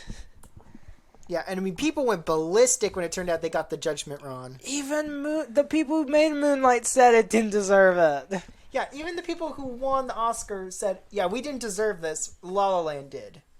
Okay, I know I watched La La Land with you. Yes, it's you both have only seen it once. But I've never heard of Moonlight. I've seen it Moonlight twice. is forgive my bluntness. It's about two gay black men in a small neighborhood falling in love. It is a overly simply blatant messaged movie. So which is why it that's- got the Oscar. Yes. That's how people figure out. Yeah, the Oscars. And are what was rigged. even worse was they brought out the card. The lady's up there on stage, and she's like, "Best Picture is La La Land." Production comes up. They're like, "You read the wrong card," and she's like, "Oh, I'm sorry. It was Moonlight." people were mad because people were like, "Yes, La La Land should win." And So it, imagine That sounds like it was rigged. It was Rigged. stolen. yeah. It's a crime it didn't win. That is still to me an underrated movie. There's some people who made Moonlight admitted, "Yeah, we did not deserve that Yeah, Oscar." they were almost mortified. Yeah, So was I. Yeah, imagine movie people actually being somewhat humble about something like that. Nowadays, like, the woke movie makers would be like, "Oh, no, we deserve this Now they Oscar." have all those checklists. Yeah, the checklist. Now something like La La Land probably wouldn't even be put up Nope. for an award because it doesn't have enough diversity. Yeah. Yeah. What is your number one, Dad? Well, I'm saying number one, but I know movies, it's they're all number subjective. It's up to interpretation. The Hobbit. Ah, one. Unexpected Journey. Mm-hmm.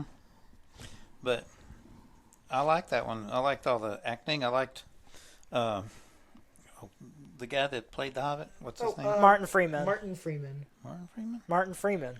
Yeah, Martin Freeman. Martin young- Freeman. The young guy. Yeah, Bilbo. The young Bilbo. No, you're thinking Frodo. You're thinking Elijah Wood. No, I'm talking You're Talking talking about about the the first Alright. one. Yeah. So it was Martin. Freeman. I guess I just didn't know his name. It's Martin I thought Freeman. I did. I thought it was Ian He also something. played John Watson in the TV show Sherlock. Well, anyway, I like that one. I like Yes. all the special effects. And let's see. I don't care what people. They all kind of run together, and you shall not pass. That was in that one, right? That was That's Lord of the Fellowship of the Rings. That was Later on? Fellowship of the Ring. It's Okay. been a long time. I get them confused. Anyway, the first one starts it off where he Yes. goes and they kill the dragon, and he comes back with his little chest of, whatever. I think he's combining all the Hobbit movies into one. No, he had his sword and all that stuff that he came back with, with the At the end of the third movie. no. Well, oh yeah, they had that there, but he got it in the first Oh, I story. get what he's- Okay. Yeah. I get what that he's was talking his about. payment. Yeah, because Frodo is like Yeah. poking around his stuff. I get what that Yeah, means. yeah. But I like that one because he had never been anywhere before. Yeah. And that was his big adventure. I'm going on an adventure. They did. I don't care what people say. They did the Hobbits really well. I Yes. agree. Yeah. To do it in a movie form, you couldn't do it in two movies. You certainly couldn't do it in one. Yeah. I think what they did was best, and I don't understand why people hate the Hobbit so much. Yeah, it's weird. There's- People really hate it. Really? People It are was like a huge hit when it came out. Yeah, because people went people to see it. still. It was hype and excitement because it was something new and it was Middle Earth. It was Peter Jackson coming back to do the prequels. But the second, mostly it was Desolation and Smog. People are like, "Oh, these movies are terrible. I hope it flops." Oh, the third one's even worse. It's like I really like them. I one don't thing care what that people set- say. One thing that set people off was people were annoyed they added a love story. Because, Tariel, Yeah. the female elf. Yeah. And Killy, the dwarf, right? Yes. Yeah. Keely the dwarf. Well, I People first- were really mad about that because it's like, that's not in the book. And then But it wasn't real blatant. that Yeah, it and wasn't awful. that and people were like, "Oh, Legolas isn't in the Hobbits. Oh, you're humanizing Thranduil. You're making him more of a character than he ever was." It's like that's a good thing. Yeah, we get Yeah. more details. And I mean, here's the thing. Yes, Legolas never spoke in The Hobbit, but he was there during everything happening. True. Yeah, he was there. Yeah. And he seemed very, very present to me in the original one, even though he didn't have a lot to say. True, because in the books for Fellowship of the Ring, Legolas talks They about talked the about him. events. Yeah, they talked Yeah. about him. Yeah, he even chats with Frodo about what he knew of Yeah. Bilbo. Yeah. And I didn't know anything about The Hobbit or the series or Tolkien or anything until 1977 when I first read Yeah. The Hobbit. And I got hooked on it. And I couldn't put the book down. And I don't remember when I read the trilogy. I think it was... I don't remember when it was, but Lord of the Rings. yeah. Yeah. But I got lost in all those too. I never read it until you introduced it to me Yeah. after we got married. To me, I those think are I bought the set. especially the Lord of the Rings, but even the Hobbit. Yeah. Those to me, the Lord of the Rings are a must-read for any person. Agreed. It I is mean, a story of overcoming evil, Yeah. True. and it is valuable, especially in these days. Yeah, and I mean, I reread the Hobbit over and over and over to where I Yeah. could just tell the story. I could quote direct lines from the book just instantly. The book or the movies? The books. Both. Probably Well, both. both. Yeah. But like, I could read you the book version. I could tell you the movie version. And, you know what's funny? I love the Lord of the Rings movies, but I truly prefer the audio drama for Lord of the Rings over the movies. While I disagree, the audio dramas are very good. I Yeah. love the audio dramas for Lord of the To Rings. me, there will never be a better film trilogy than The Lord of the Rings. Very true. And the effects on Gollum are spectacular in both Lord of the Rings and The Hobbit.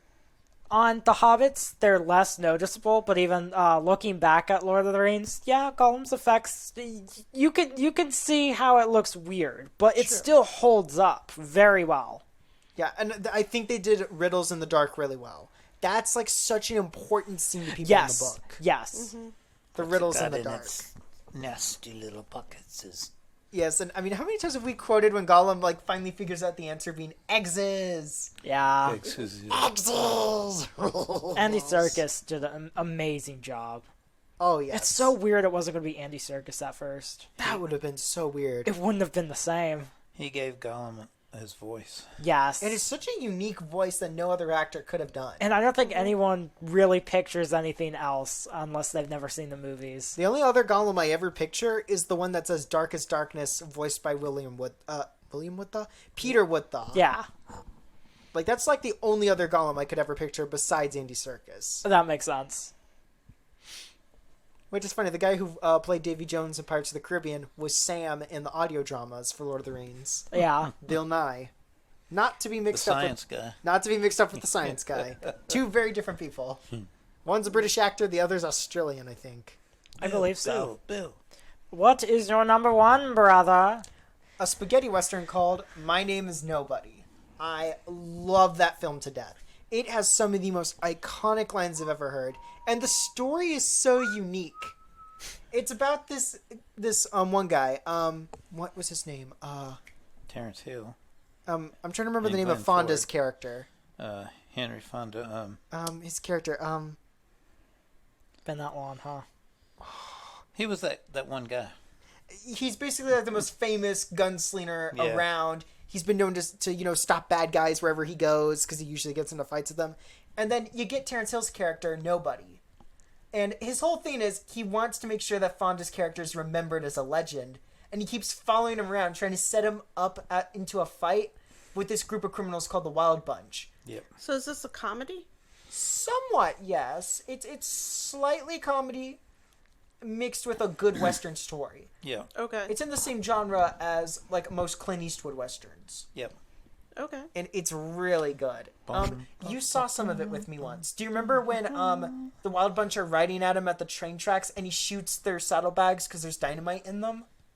And it kills the Wild Bunch on their horses? Yeah, they blow up. Okay. It's such a clever way to take out 150 villains. Like, that's clever. And I Okay. loved it. I loved it where he's on the train. Henry Fonda's over here. The bad guys are coming over there, and Henry Fonda moves toward the train. He wants to get on the train and leave, and Terrence Hill, he backs the train up so he can't get to it. Yeah, and then he's No, like... you're gonna fight. And I love how they also kind of, in spaghetti westerns, they have a lot of, like, habits of just communicating silently. It's a funny thing I caught in a lot of spaghetti Yeah. westerns. They don't say things The as grunts and stuff. Yes. Yes. Like, I remember, he's like, when he's poking out of the train, he's like... Lots of hand signals. Yeah. You know, it's just all silent motion. And it's so funny. Terrence Hill is truly an underrated actor. So this is like an old-timey movie. Hope your Yes. listeners could see those hand signals. Oh, yeah, I guess they wouldn't be I was able to just do about to say, I had to look up because it just went dead silent for a second. I'm like, what? And My Name is Nobody has some of my favorite scenes in a movie ever. Like, the story of the bird and the coyote is one of my favorite scenes. I will maybe watch this someday with you. It's a good movie. It's really good. It almost at points makes me think of a Nolan movie with some of its, like, clever twists and turns. It's if Nolan made a Western movie. That I is for agree. sure. If Nolan decided to make a Western, it'd be somewhat similar to Nobody. First time I was introduced to Terrence Hill, the actor, was by Catherine Mobley, because I asked her what her dad's name was, and she said Terrence, like Terrence Hill, and I go, Terrence Hill, yeah, the actor, and I go, no, I don't know that actor. And then later I saw the actor, I saw one of the movies, and then I knew who Terrence Hill was. Funny enough, the way I ended up watching My Name is Nobody in the first place was it was back when we first got Amazon, and I was curious what the Amazon Prime had, and I was like, oh, that has Henry Fonda in it. I don't think I'm gonna like it because I don't like very many westerns, But And it I'm wasn't. like, but I'll watch it because it has Henry Fonda in it. And then Terrence Hill stole the show. Yep. Like, after that, I'm like, fully love spaghetti westerns. I think there's some good American westerns, but spaghetti westerns have grit. They And that's knew what I how to want. make an original story rather than doing the by Every the American story ever. the by the numbers, guy runs into girl, there's Indians about, they're maybe traveling, or there's a gunfight, rather than just the straight line. Yeah, Spaghetti westerns do independent stories. Yep. agreed. Like, I love the story of A Few Dollars More. You and me need to watch that. It's really, Yeah. really good. Well, the Italian director, whatever, the one that made that and everything. Sergio Leone. Well, isn't he the one that did the music? Yes, he also did that too. He directed okay. and Oh, did he the did music. both. Okay. Well, they were just really good at how they viewed American West, the American West and cowboys and True. stuff. They did it different than anybody else did, and nobody else even here could do what he did. Yes. The one thing that American westerns, and I think it is the best description, is they glorify it. Mm-hmm. There isn't that, I guess, grit to it, like Steven said. Yeah. They glorify it almost every single time the hero doesn't die. The first one who did that was John Wayne. Yep. And I believe he's one of the only people to do that in westerns, or older westerns, I should say. And one thing I think spaghetti westerns do great is in American westerns they glorify the protagonist as this perfectly clean guy. He's never done a bad Yes. thing. In spaghetti westerns, sometimes the protagonist is almost as bad as the criminals, but he doesn't cross the line the criminals do. A good example of, I suppose, a modern independent western is Unforgiven. You should really see that one. That one is amazing. That's Clint Eastwood. I mean, the man with no name, from True. A Fistful of Dollars, he's greedy just like some of the criminals, but he doesn't kill people. But yeah, Yeah. he's like, yeah, I'll do anything for money. I'll bounty hunt these bad guys. And he tries to act like he doesn't care, and that's what makes him different. Yeah. I was just looking at Well, Regal. in like Marshall Dillon or something like that, he immediately is just like, oh no, I've never done a bad thing in my life. Oh, I gotta stop these criminals because I'm the good guy and they're the bad guy. Well, there's virtue. There isn't, I guess, realism. Exactly. I like realism in a good Western. Yeah, I can understand. Like True that. Grit, I like because Rooster Cogburn is unlike any protagonist. I was just about to say both True Grits are really, really amazing. True. Grit. The True Grit remake, very funny. The True Grit remake is also really good. They're both really good, and to me, they're definitely equal. I found it funny that Preacher actually likes the remake better. I found that hilarious. Wow. Did you watch that? Yes, he talked about it on one of his sermons. Huh, I didn't realize he did. Really? I like the remake not only because, well, I suppose that's another Matt Damon role that he did amazingly, but Jeff Bridges does an amazing job as Rooster Cogburn, and it is also almost word by word like the book. The book is the best of the whole True Grit anything. True. But the remake is closer to the book, and I suppose I'm more partial to the book. Well, John Wayne's is really amazing. John Wayne himself is the heart of the John Wayne True Grit. True. I forgot I have read the book. It's a really good book. Haley Steinfeld, right? She was the Yeah. girl in the remake. She was young then. She was good in her role too. She did a great job. And I thought it's so funny. Josh Brolin was the criminal they were hunting. That just strikes me as funny every time. The whole cast is really great. That's another example of an all-star cast that True, and is used The right. random guy with the bear furs. He's weird every time and yet unique. True. What is your number one? My number one is Good Morning, Miss Dove. That one That's is a good understandable. one. I love that movie. Dad having a moment of revelation. Another peaceful, except for when that boy drowned. That broke my heart. Wait, there's a boy who drowns in Good Morning, Miss Dove? Yeah, the little boy drowned. When? No. You're Never thinking I mind. climbed the highest mountain. Okay. I was just so about we to can, say, is he talking about the depressing church movie? Okay, both of those. Then. I got it confused. Miss Dove. I loved that. Okay. The nurse is so funny in Good Morning, Miss Stubb. Oh, Yes. the nurse is great, and I like Tommy as well. He's one of the best characters in it. The cop. Yeah. The rifleman. Ah, yes. Wait, he was the rifleman? Yeah. That was him? That was Yep. Chuck Connors. He was very young then. Wow. Very Yeah. young. I didn't realize that was him. I wouldn't have even guessed that. Me neither. He looked too cool to be Chuck Connors. Yeah, that was way back when he was young and gay. Dear. Back in the days. He was happier. The humor and like just good naturedness of that film. Yes. Small town. Everybody picks on her until she gets sick and they realize they might lose her. Yeah. Yeah, and they care about her that much, even Can't if do they that in a call her small town. mean. Yeah. Yeah. She was honestly, in some funny ways, reminded me of Mary Poppins. Like I was about to say it's one of those like certified classics everybody should see, like Mary Poppins. agreed. Yeah. And like I love this scene where Fred Nakeby he keeps escaping Maybe prison. from- Yeah. Yes. Yeah. And then I love when he does it again, and the police chief's like, again? Why would he go to that small town? And the janitor, well, I'll tell you. I don't know. That scene is my favorite one to quote. But she was very genteel. Is very genteel. Like that And scene Mrs. is Green funny. was too. That has been my favorite movie, like, since I was young. It is a I saw great it. movie. I tried to find a space for that and 12 Angry Men on my list, but I couldn't find a space. I know. I tried to find a space for 12 Angry Men, too. That one is definitely an honorable mention. All Like, right. those two films are great to watch back to back, oddly enough. 12 Angry Men and Good Morning Stuff. I find they're great to watch together. I don't know. It's just something that's they're old peaceful. and black and white movies? Huh? Because they're older black and white movies? Good Morning Stuff's in color. Yeah, Oh, it is. you're right, I was it just is. about to say Good Morning, Miss Sorry? Stubbs and black and white. You're right. I forgot that. Something that I always wonder, and I think something black and white movies do is most modern movies show expression through color. How much expression would movies have to have if we were still in black and white? Oh, That's a good point. How much visuals would there be different? How much difference would the movie industry be without color? That's a very interesting thought.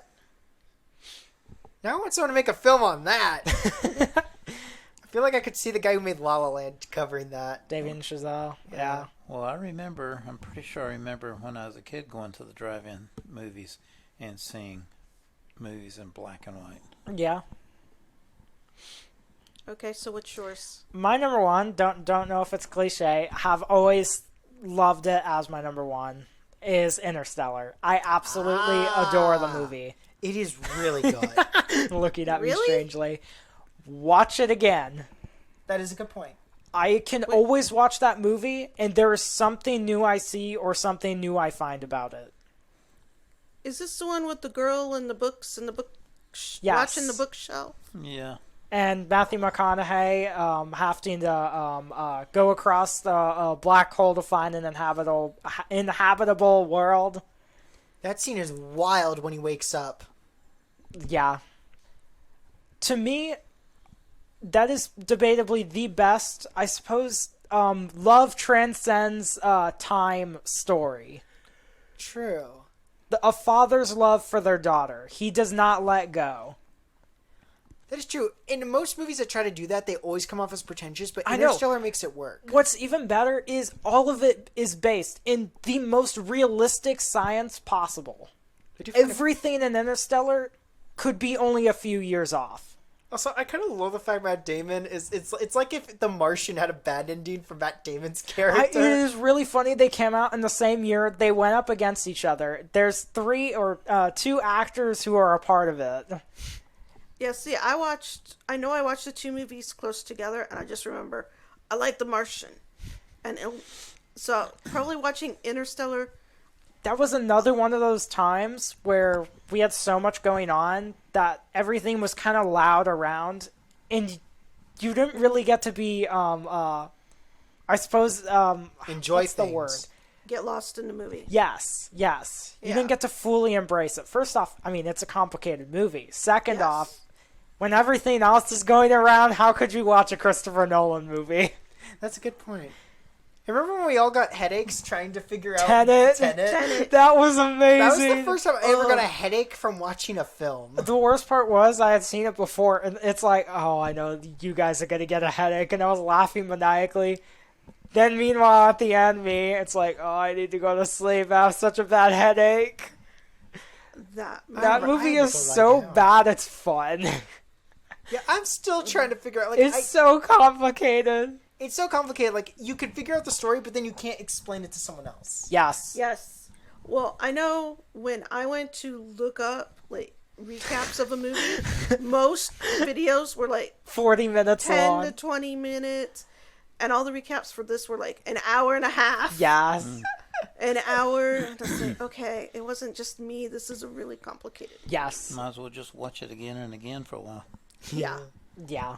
It's definitely not one of Christopher Nolan's best, but it is funny. Well, It is Exorcist cool. hasn't made it on anyone's list. It needs to come Why? with cliff notes.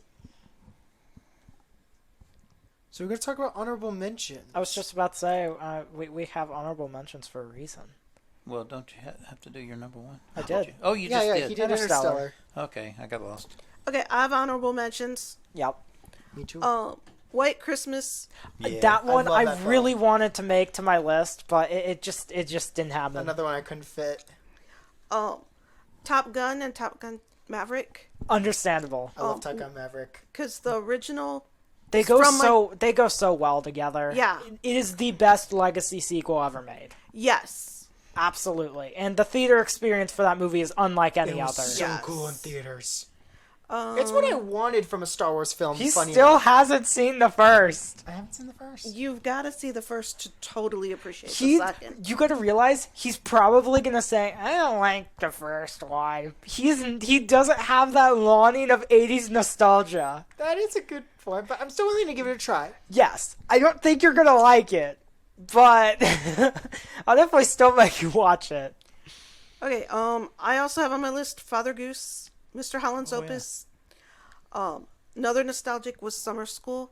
I don't care if everybody in the world hates that movie. I love That movie is fun. That is a fun movie. Yes. I like the scene in Father Goose where he's trying to sneak his drink, but then he sees the kid. He's like, I can't do it. Yeah. Split, Fried Green Tomatoes, which you still need to see. I was about to say I haven't seen that yet.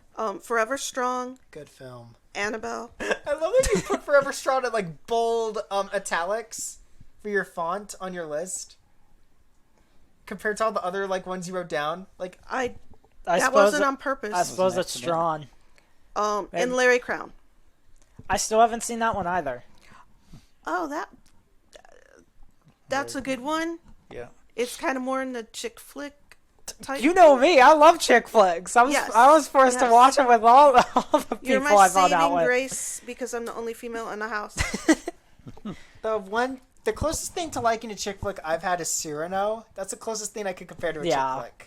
I still need to see that It's one. really, really good. good. It is underrated. That's another movie people have trashed relentlessly. Which I don't get. It's so good for a small production. I will never forget our sister's reaction. I cried while I was gone. You have no I idea wish because you I- left. I wish I was recording. Me and Dad laughed so hard. I didn't think she was all into that film. Oh, it She is great. sobbed I can't even for imagine. an hour. I can't even imagine yeah. what would happen if I got her to watch Violet Evergarden. That would be the best. Oh gosh. If it breaks me, I feel like she's gonna die by the You end. have to be truly heartless if you don't cry during At least Violet once. Evergarden. Yes. at least a few times. Yeah, a few times. Like the letters to the child from the mother. That is the most tragic. I also scene. like the one with the opera singer and the one with the author. Yes, the the stage play. playwriter. And then, of course, the movie. Oh, my gosh. The ending of the movie. I need to see the movie again. I guess should have watched the whole series. Okay, is- I would do that. I enjoyed that series. It's the most I would satisfying definitely. I would. ending. We got to do that soon. Although I definitely want to get you and Dad to watch Patton soon because I've been wanting to see that one again. I would watch Violet Evergarden with you. I don't know if Dad would. I don't think so. I've seen a little bit of it. He's not interested in anime. Well, yeah, he can't take stuff with that, like, you know. It's not that he can't take it. He just doesn't care for it. People can have opinions. It's like Yeah. how you can't take American westerns. Yeah. Everybody has genres that they're attracted Yeah. to. And then, luckily, there's enough movies around. And I'm not a chick flicker either. True. Chicker flicker. Other movies that would make your sister cry would be A Dog's Purpose. That Yes. almost made my list. I'm sure the other dog person in the family would too. Yes. Well, she cried at Hachi. I can't even watch Hachi. That one is so tragic. I still find it weird the main guy in Hachi was the lawyer in Chicago. I still can't believe he can sing. That's funny. I still can't believe he can sing. Some honorable mentions I have. I listed them in case I needed other movies. I listed what the top other favorite movies would be all the way to 20. So number 20 is Thor Ragnarok. I really enjoyed. Ah, I enjoy. that's such a you movie. Yeah, I know. Once again, a comedy. I am surprised that there weren't more Marvel movies in your guys' top 10, really. Number 11 is Captain America: Winter Soldier. That's a really. That good is one. Okay, the best that one. Marvel movie ever made. That's Yes. the one with Bucky, right? Yes. Yes. Trying to save Bucky from the brainwashing they've done to him. Okay. What else? Belle, which is an anime movie. It is an anime retelling of Beauty and the Beast. Yeah. Okay. What else? I'm not. Let's see. Spaceballs by Mel Brooks. Oh my I gosh. love that movie. I'm sorry. I got him to watch I'm it. not watching that. I with got you. him to watch it a few months ago, and it's like, oh, he's in the Mel Brooks now. What have I done? Yeah. Yes. Yeah, what's his name? Moranis? Rick Moranis is a Rick dark Moranis. helmet. Yes, Dark. There Helmet. are some. He does have a really great sense of humor. It's not my kind of humor, but I can't say he doesn't have. A Also, great Mel sense Brooks of is humor. like their version of the Emperor is great. President Scroob. My favorite joke in the whole film is when he comes running to the bridge of the ship, and they're like, "Why are you running?" Because if I walked here, the movie would be over. I love that joke. Yeah. Because the Death Star and the Star Destroyers are so huge. It's like, yeah, would it take you a long time to get to the bridge if your quarters is like somewhere else? It's like they need go karts or something in there. Yeah, or those scooter looking things that you just Segways. stand on. Yeah. Yeah. Okay. What else? Batman 1989, the one with Michael Keaton in it. Okay. You and I watched that one. Yes. It's really good. It's hard for me to choose between him and Christian Bale, as they're both good Bruce Waynes. Christian Bale's better. He is better, but Michael Keaton's very close. I don't know about that one. He's I know. He's iconic, but he's not. better than he would be my second. Exactly. I He's could my understand that. second. And then Jack Nicholson, I love like that almost horror movie-esque reveal of his Joker. When the surgeon has him in the secret lab repairing his face from the acid. Remember when he hands Joker a mirror and Joker, instead, you think he's crying, but then he starts laughing and like Okay. stumbles his way up the stairs out of the shadows. That scene is so creepy. Okay. What else? The Hobbit: An Unexpected Journey Okay. is number Understandable. 16. Because it's such a good movie. Number Yes. 16. Like, it's funny enough. I really think it's one of those where it could have almost been a standalone in an odd, funny way. I can see that. Like, it would work as a standalone almost. Number 15, Pirates of the Caribbean at World's End. Because Barbossa is iconic. Yes. He is one of my favorite characters in all fiction. Denman's Chest and That World's End go really hand in hand together. Yes. It's like the Lord of the Rings trilogy. And It's hard to separate them. And it wraps up a lot of character arcs really well. It could have been a great ending. Yes. Like, it truly is one of the best trilogies ever made. Yes. Okay. Sherlock Holmes, A Game of Shadows. That's one with Robert Downey Jr. Sherlock Holmes. Okay. His friendship with Watson is really well done in those movies. Okay. I do remember those. Now being pretty good. those are, I suppose, action comedy is the best word for them. Action, comedy, mystery. Those ones I can get on. And then number 13 is the first one, Sherlock Holmes. Game of Shadows is the one with Moriarty. Okay. I love the whole idea of Sherlock Holmes trying to figure out, okay, was this a supernatural murder or not? Is the supernatural real? True. And he has to really think outside the box to answer everything. Now, as I mentioned, the casting for everyone's great. Rachel McAdams as the thief. Irene Adler. Yeah. Jude Law as John Watson. And, of course, Robert Downey Jr. Sherlock Holmes. Which He did a great He job. did a good job. his in that. voice is so convincing of being British, too. Like, it's like he did a good job trying to sound authentic. Like, you don't think it's a fake voice. You think this is Sherlock Holmes' natural voice. And then number 12, The Dark Knight, the one with Heath Ledger as Joker. Mm-hmm. And then Harvey Dent, which... He is the best performance in the whole movie. I agree. I think Harvey Dent is the best part of The Dark Knight.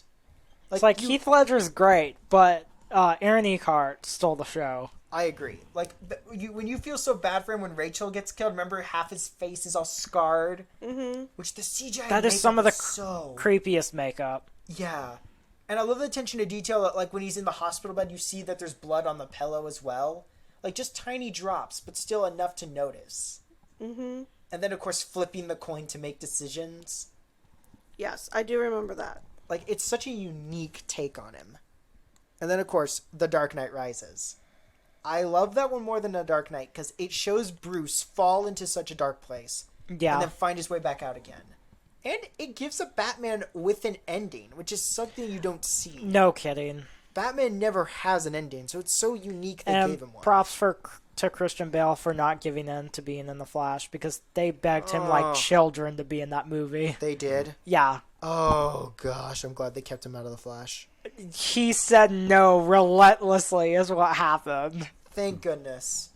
Because, yeah, that would be just trying to buy off of Nolan's good trilogy. Yep. And they made Bane such a unique villain. He's strong yet calculating. Yeah. That's actually, we got more Morgan Freeman as Lucius Fox, which is always a plus. And that's my honorable mentions. Okay. Do you have honorable mentions? Oh, do I ever? He's got like 50. Well, let me just try to go fast through them all. Outlaw Josie Wales. Oh, had McClintock up there, which you mentioned. Outlaw Josie Wales, Pink Panther, The Quiet Man, Pirates of the Caribbean, Quigley Down Under, True Grit, The Sackets, Singing in the Rain, I love that movie. 3 Men and a Baby, To Kill a Mockingbird, Top Gun, Twister, The Homecoming, White Christmas, and Yours, Mine, and Ours. Interesting. I'm also surprised to see Pirates of the Caribbean. Plus all on those there. other ones that I didn't think of that y'all mentioned. Yeah, I know, right? It's like, oh yeah, that one. Those are some really good ones. I don't think I have too many honorable mentions. Captain America Winter Soldier would have been my number 11th It's place. such a really good film. Number 12 was The Menu. 13 was Split. 14 was Arrival. I need to get you to see that one, I too. need to see that. That was such an iconic film when it came out. True Grit, 2012, would be number 15. 16 would be Banshees of Inisherin. 17 would be 12 Angry Men. 18 would be Whiplash. 19 would be 19 and 20 would be Godfather Part 1 and 2. Those movies are really good. I need to see those. I want to see those. I have them on DVD. They are amazing. A few other honorable mentions was Suzume, Batman vs. Superman, Zack Snyder's Justice League, Dead Man's Chest, and Prisoner of Azkaban. Oh, and The Patriot. Prisoner of Azkaban is so fun. That is my favorite of the Harry Potter movies. Agreed. Like, that's the one where you get Lupin, the one where you meet Sirius as well. Yeah. Okay. Yeah. And Trelawney. Who could forget Trelawney? Trelawney.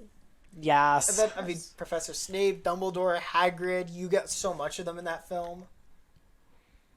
I liked the first one, obviously. I like, Chamber of Secrets? is that the one where Dobby appears? Yes. Yes. I love Dobby. He dies.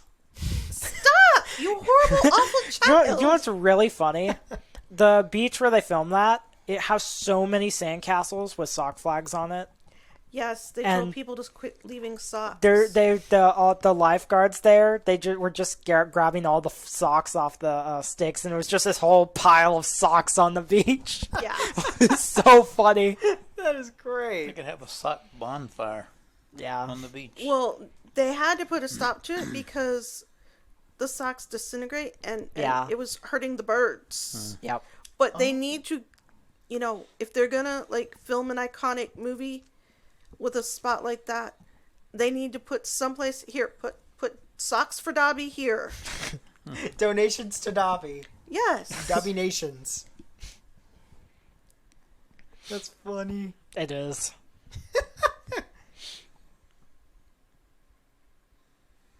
Honorable mentions.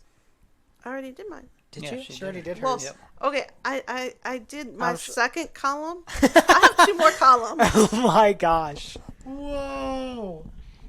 Are you kidding? Do you know how many movies I've seen? Yeah, and you know what we're gonna do next? Probably next week or something. We gotta do Favorite cartoons. shows? top 10 TV shows. Oh, I already got those Okay. listed. Same. I went to 20 with that one. okay. TV series or TV movies? TV series, TV shows. Okay. More than one episode. TV movies would count as movies. Otherwise, Violet Evergarden the movie would be a TV movie then. Do they even make like okay? There were made for TV movies that were shown. I mean, there's during made the for week. streaming movies that were part Yeah. of series is what's now.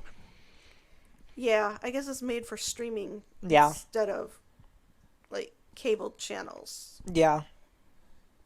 Okay, now we can officially say that we've recorded for 3.5 hours.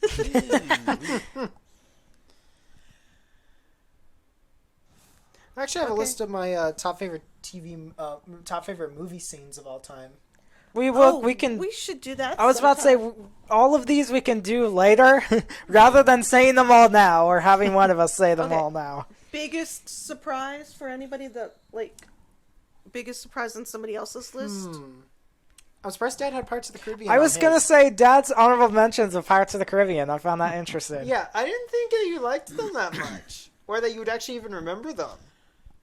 No, I remember them. I just remember I've told you before. I don't get into the movies and things like you Yeah, guys do, we're directors and all nerds. We're Nerds. nerds. that. I watch it and enjoy it, and then I forget it until the next time I watch it. You guys are your mother's sons. Yes. Yeah. Yes, we get into the movies You know, it's like and books. Winchester says, I do only one thing at a time. I do it well, and then I move on. Yeah. Well, same thing applies to watching movies. I can't tell you MASH is somewhere on my favorite TV shows list. That's interesting. It's really, Spoilers. I mean, it's really good. Like, Okay, on this whole TV series thing, Mm-hmm. like, if I were to say Doctor Who, do I have to name which Doctor? Yes. if you want to. But, Yes. I mean, honestly, yes. in general, Yes. I just put Doctor Who in general because I like so many of the Doctors. I feel like it doesn't make sense because you have, I mean, the front runner actor technically as Doctor Who. To me, that is separate increments in the TV show. Otherwise, you get to cover the whole thing. Yeah. If you I mean, put that's Doctor thousands- Who, you gotta name your Doctor. Do you know? All right. Do you realize how long Doctor Who has been Yeah, on? 60 plus years now. Yeah. 70 years to be Doctor precise. Who was Not on yet. When I was in elementary school, I remember seeing it. Yeah. And now they've ruined it. Yeah. I think for me, the surprise was that you guys had so many older movies on your list. Older movies are better. we than what we we're are doing right movie now. we are movie nerds. Indeed. Well, we've exposed them To to good stuff. a lot. Movies, also music, everything over the years. So Top 10 songs would be a challenge. Already done. No, I might be able to do like top 25. I don't care what 50. he's made all kinds of lists in advance. I can't make Cheater. these. I can't even make these things. Even when I was talking with him when he was reading some of these lists a few days ago, I was like, "Is that really on your top 10?" And he started moving stuff around. It's like, what about this movie? He's like, "Oh, I might have to put that on my number 7." It's like, there's too many, too much exactly. out there. And the longer you live, Also, the more there are.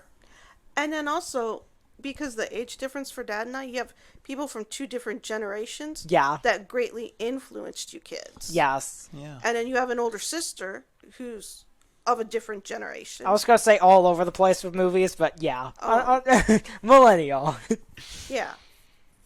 So I mean, there's. we cover like 50. I was about to say years. there's like almost 100 years worth of generations. There's Well- 4 generations in this family. Well, Dad is a baby boomer. I'm a Gen X. No, Gen Gen X. X. You guys are. She Rebecca's a millennial, yes. and you guys are Gen Z. Yep. Why? I know this generation sucks. Agreed. That just means you can stand out and be the light, and maybe others will follow. Or Although- they'll blow out the candle. I don't know. I was watching I'll go curl up in a corner somewhere. those videos where the guy goes around and asks them the most basic questions. And they can't answer. How many eggs are in a dozen? 12. 10. My theory, when I thought about this, because they got all kinds of math questions wrong, it's because when you guys were taught old school math, They have to think so much more. but this new math, this Common Core They math, need their boxes. they don't know how to tell time. They don't know how many eggs are in a dozen. Really, Reba? Reba, you're being pushy. 3 times 3 times 3? 9. I really do think it is a product of the new math, because Yes. when I looked into the new math, it was so complicated for elementary students. It's like, if someone asked me these questions or more complicated, I would say, okay, I don't use math often, but give me a sec. I can figure this out. No phones, no calculator. That is the biggest thing that you guys have. You may not have gotten the most, advanced education out there, but you know how to learn and figure stuff out. I was about to say, in the words of Nefarious, the average kid reads at a 6th grade level. I was thinking Yeah, of that. Actually, he that's- said 5th grade, though. 5th to 6th grade. 5th to 6th grade, and that is a graduating 12th grader. Yep. Sad. Sad. It's Also, are we very still sad. recording? Yeah. Okay, I had to make sure. Of course we're recording. Conversation. I like it. Intelligent conversation. With a bunch of nerds. My You sound favorite. like Jack Nicholson now. A conversation I think I with may a wait bunch of till tomorrow to go to nerds. town. That makes sense. I mean, it's We don't have any milk left, but yeah. too bad. Yeah. We'd Alright. survive if we want to. So we should decide what lists we need to start making, because some of us don't cheat. What do you mean cheat? make I made lists- this list before he even He's wanted a a top he's 10. he's a nerd. Of course he's gonna make these lists. Yeah, I already had these made before he even wanted a podcast. I've been wanting to podcast for 2.5 years. What do you mean? I already had those lists for my own YouTube channel if I was ever going to do any top 10s. It's really kind of sad. I spent like, what was it, 1,200 on this equipment, and we're only just now podcasting. It only took 2.5 years to have a little bit of peace too. But I have enjoyed this. This has been fun. This This has has been been awesome. fun. Also, two small facts that came up in my mind was, did you know Dr. Seuss invented the word nerd? Yeah. I did not know that. Really? And I was also ended up doing some math, and I was looking at so you know who Owen Wilson is, right? Yeah, that really, really bad actor. He didn't act to save his He's life. really corny, is what he is. He did really good in Wonder. Yes, But that's the only thing I really know him from. So understandable. So Owen Wilson has made around $217 million from his movies. His most iconic line is "Wow," just in that voice. Wow, Yeah. He says it so many times. So he averages about 3,500 words in a script or a normal scene. He's done 47 movies. That's about 1,324 per word. Wow was used 102 times. Owen Wilson has made roughly 135,000 off of saying "wow." really? Just that. Just that. Well, okay, Hollywood today is not as challenging It's so funny though. as it used to be for good stories. And He's made more than I can in 3 years. Wow. Just saying wow. You're still young. You got time to beat it. I got time to be famous. If I get famous, I'm gonna buy me a farm and just stay there. I'm gonna get a nuclear basement. I'm gonna put spam in there. So you're gonna pull Prepare for the zombie apocalypse. So you're gonna pull Claude Rains. Pretty much. 'Cause that's exactly what he did. He got a farm, and every time he was done with the movie, he immediately went back to his family on the farm because that's where he liked being. Or I'll put an entire nuclear escape Bunker? facility under here. No one will know. Except maybe all the dead deer we buried. Only one. We have dogs. We have other things. We have bottle caps. They'll Yeah. know. We have Bottle one caps are deer, sentient. 2 dogs, They have to be. A chameleon. a chameleon. Several I was hamsters. just about to say hamsters. 1 hamster. Why do Two. we bury bottle caps Is it 2? anyway? Okay, There was 2 hamsters. Hammy, Jethro. There was Hammy, and then we don't talk about Ballin and Dwalin because Ballin ate Dwalin's head off.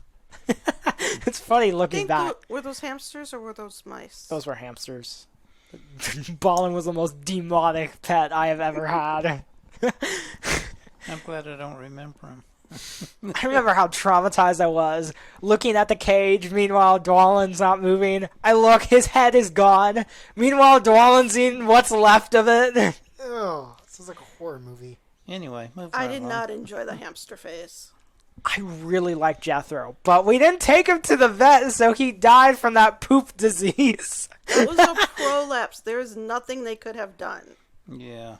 They actually could have. Now, mind you, it's a little bit expensive, but Well, they it's could got to It have. was have. Little a mouse is not gonna last very hamster. And he would have I'm lived so long. Instead, you traumatized me. It was money or trauma, and I see where your priorities are at. Are you kidding? It's like a I could've goldfish. bought- You go in the bathroom, pour it down, flush it. This podcast got weird. Ah. I think the last thing our viewers expected to hear about was dead hamsters. Trying to remember if there are any of Rebecca's snakes. I think the No. ones. She mostly sold off her snakes. Yeah, and turned Thanks. some loose. Yeah. Oh, there might be some lizard. I think like there a- was there was that one lizard out of the first 3 she had. It's back when we had that family room coffee table thing. I remember how much those lizards used to run on that. I don't remember what those The green anole lizards. Yeah. Yeah. Oh dear Lord, Yeah. I forgot about those. That was before she got into her snake phase. No, there was another. Oh, like it was a little horned lizard. I can't remember the name. Oh, of it. that's one of the ones she caught. I don't remember. Yeah, good old what's his name? Yeah, it's been so long. I still remember when Nellie got out. They just hatched out a whole bunch of. Yes. I think at the San Antonio Zoo they just hatched out a Just- whole just the bunch look. of Mysterious. horn toads. Yes. Yeah. Mysterious things. Divine providence struck us that day. Mischievous child. Lucky you survived. A snake loose in my house. I played the Fifth Amendment. We had a snake in our house. You remember when Nellie got loose from the that's cage? right. I remember that. Mom was getting out the Duplo blocks, and a snake falls from the closet. Yes. Scared me to death. Speaking of snakes, Because there's somebody went in his sister's room and opened the cage. a snake skin out in our yard right now. Not surprised. Reba like looks a way too comfortable. Red snake went across there and Just shed. it's making my leg go numb. What do you think she does to me all the time? She hardly weighs anything. She's like Well, I have 5 to keep and my a leg in the half. same position so she doesn't fall off. Yeah. Well, anyways, we'll do top 10 TV shows next week. Let's That's what we should do. That's gonna be hard. To be fair, I have my list already done. That's too. no fair, guys. I spent like 2 days straight thinking of everything because TV shows for me were almost harder. They are actually harder, in my opinion. I ended up going to like I think 16 or 17, but I mean I the have 45 movies on my list. Can you imagine how many TV series? everybody's got their favorites in this house. Oh, Yes. We are diverse. Divergent. Divergent. We didn't Might do that. have made my Really? like We didn't do that. I mean, the first is good, but the is it first that movie good? only, and the books were not as the books were disappointing. But I did like the first movie. I can It see would that. have it wouldn't have made like it would be in my top 50 or 100, yeah. Now that makes sense. I don't think it would be It's in my an top honorable 50. mention. It was a good movie. Yes. Yes. Or I suppose just a mention with no honor. And if I was doing a top 100, Kung Fu Panda 3 would have to be somewhere in there, along with How to Train Your Dragon 2. I'd run out of idea. Well, I don't know if I'd run out of ideas. I would have trouble placing everything exactly how I wanted because I swear I'm OCD. You are your mother's son? Yes.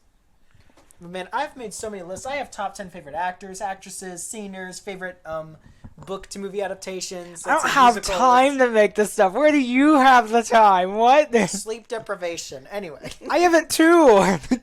But I'm trying to write a story. I don't have time for tier lists. I want adequate time to make my TV series list. Also break time. You have a week. So do you, Dad. Do what? He went to his nothing box. Okay, Grandpa, let's get you back to your chair. What was it? Top 10 TV shows. We're not doing that yet. Next week. Next week. I know, but we're not doing it now. Yeah, I know. So what was the question? Make your list in a week, or yeah, you have a week to make your list. Yeah, I knew that. Okay, cool. I can knock that out fast. I can't wait to walk in the family room and you're like, I don't know what to put on my top 10. There's so many. I can knock that out fast, but then I'll have probably about 100 honorable mentions. It guarantees Dad will have more TV shows in his catalog memory because when I was I've lived making... more TV than anybody in this house. True. Yeah. Or I don't know. Mom's probably watched more. I grew up on TV, dear. I got you. Between that and all the crime shows she watches. Yeah, but I've been watching TV since there was only one channel. That's true. You never know. Mom probably caught up with all the crimes she's watched the past 2 years. Well, there's TV shows that she hasn't ever heard of. Well, I mean, that's everybody. That's where the extra ones come from. Yeah. Me. I mean, all kinds of titles are popping into my head right now. Yeah. One Step Beyond, Twilight Zone, Dick Van Dyke, I Love Lucy, Gunsmoke, Wagon Train. See? Boom, boom, boom, boom, boom. I can come up with that one. Personally, it was actually hard for me because nowadays since I haven't watched many TV shows I know, as much right? as I used to, it was actually harder for me to figure out which ones I actually still The like. the second I really started thinking, it's like, okay, what did I like watching? Even if I don't really watch it too much anymore, it's like, what do I like? And it's like, No. I jumped to like 18. Here's some I could mention that would definitely be my honorable mentions. I grew up on Slugterra. That was a really good show. Well, let's save this for the TV show talk. What were you about to say? And also, like, when you say TV shows, I think more like channel TVs. And then I just realized, all the streaming series that I watch. Yes. Yep. That would be considered a TV show. Yes. No, it would, yeah. TV shows are Oh defined my in two gosh. different ways now. Thank Gen Z. Most of mine come from the channels. Yeah. Most of mine do actually as well, funny enough. Mine don't.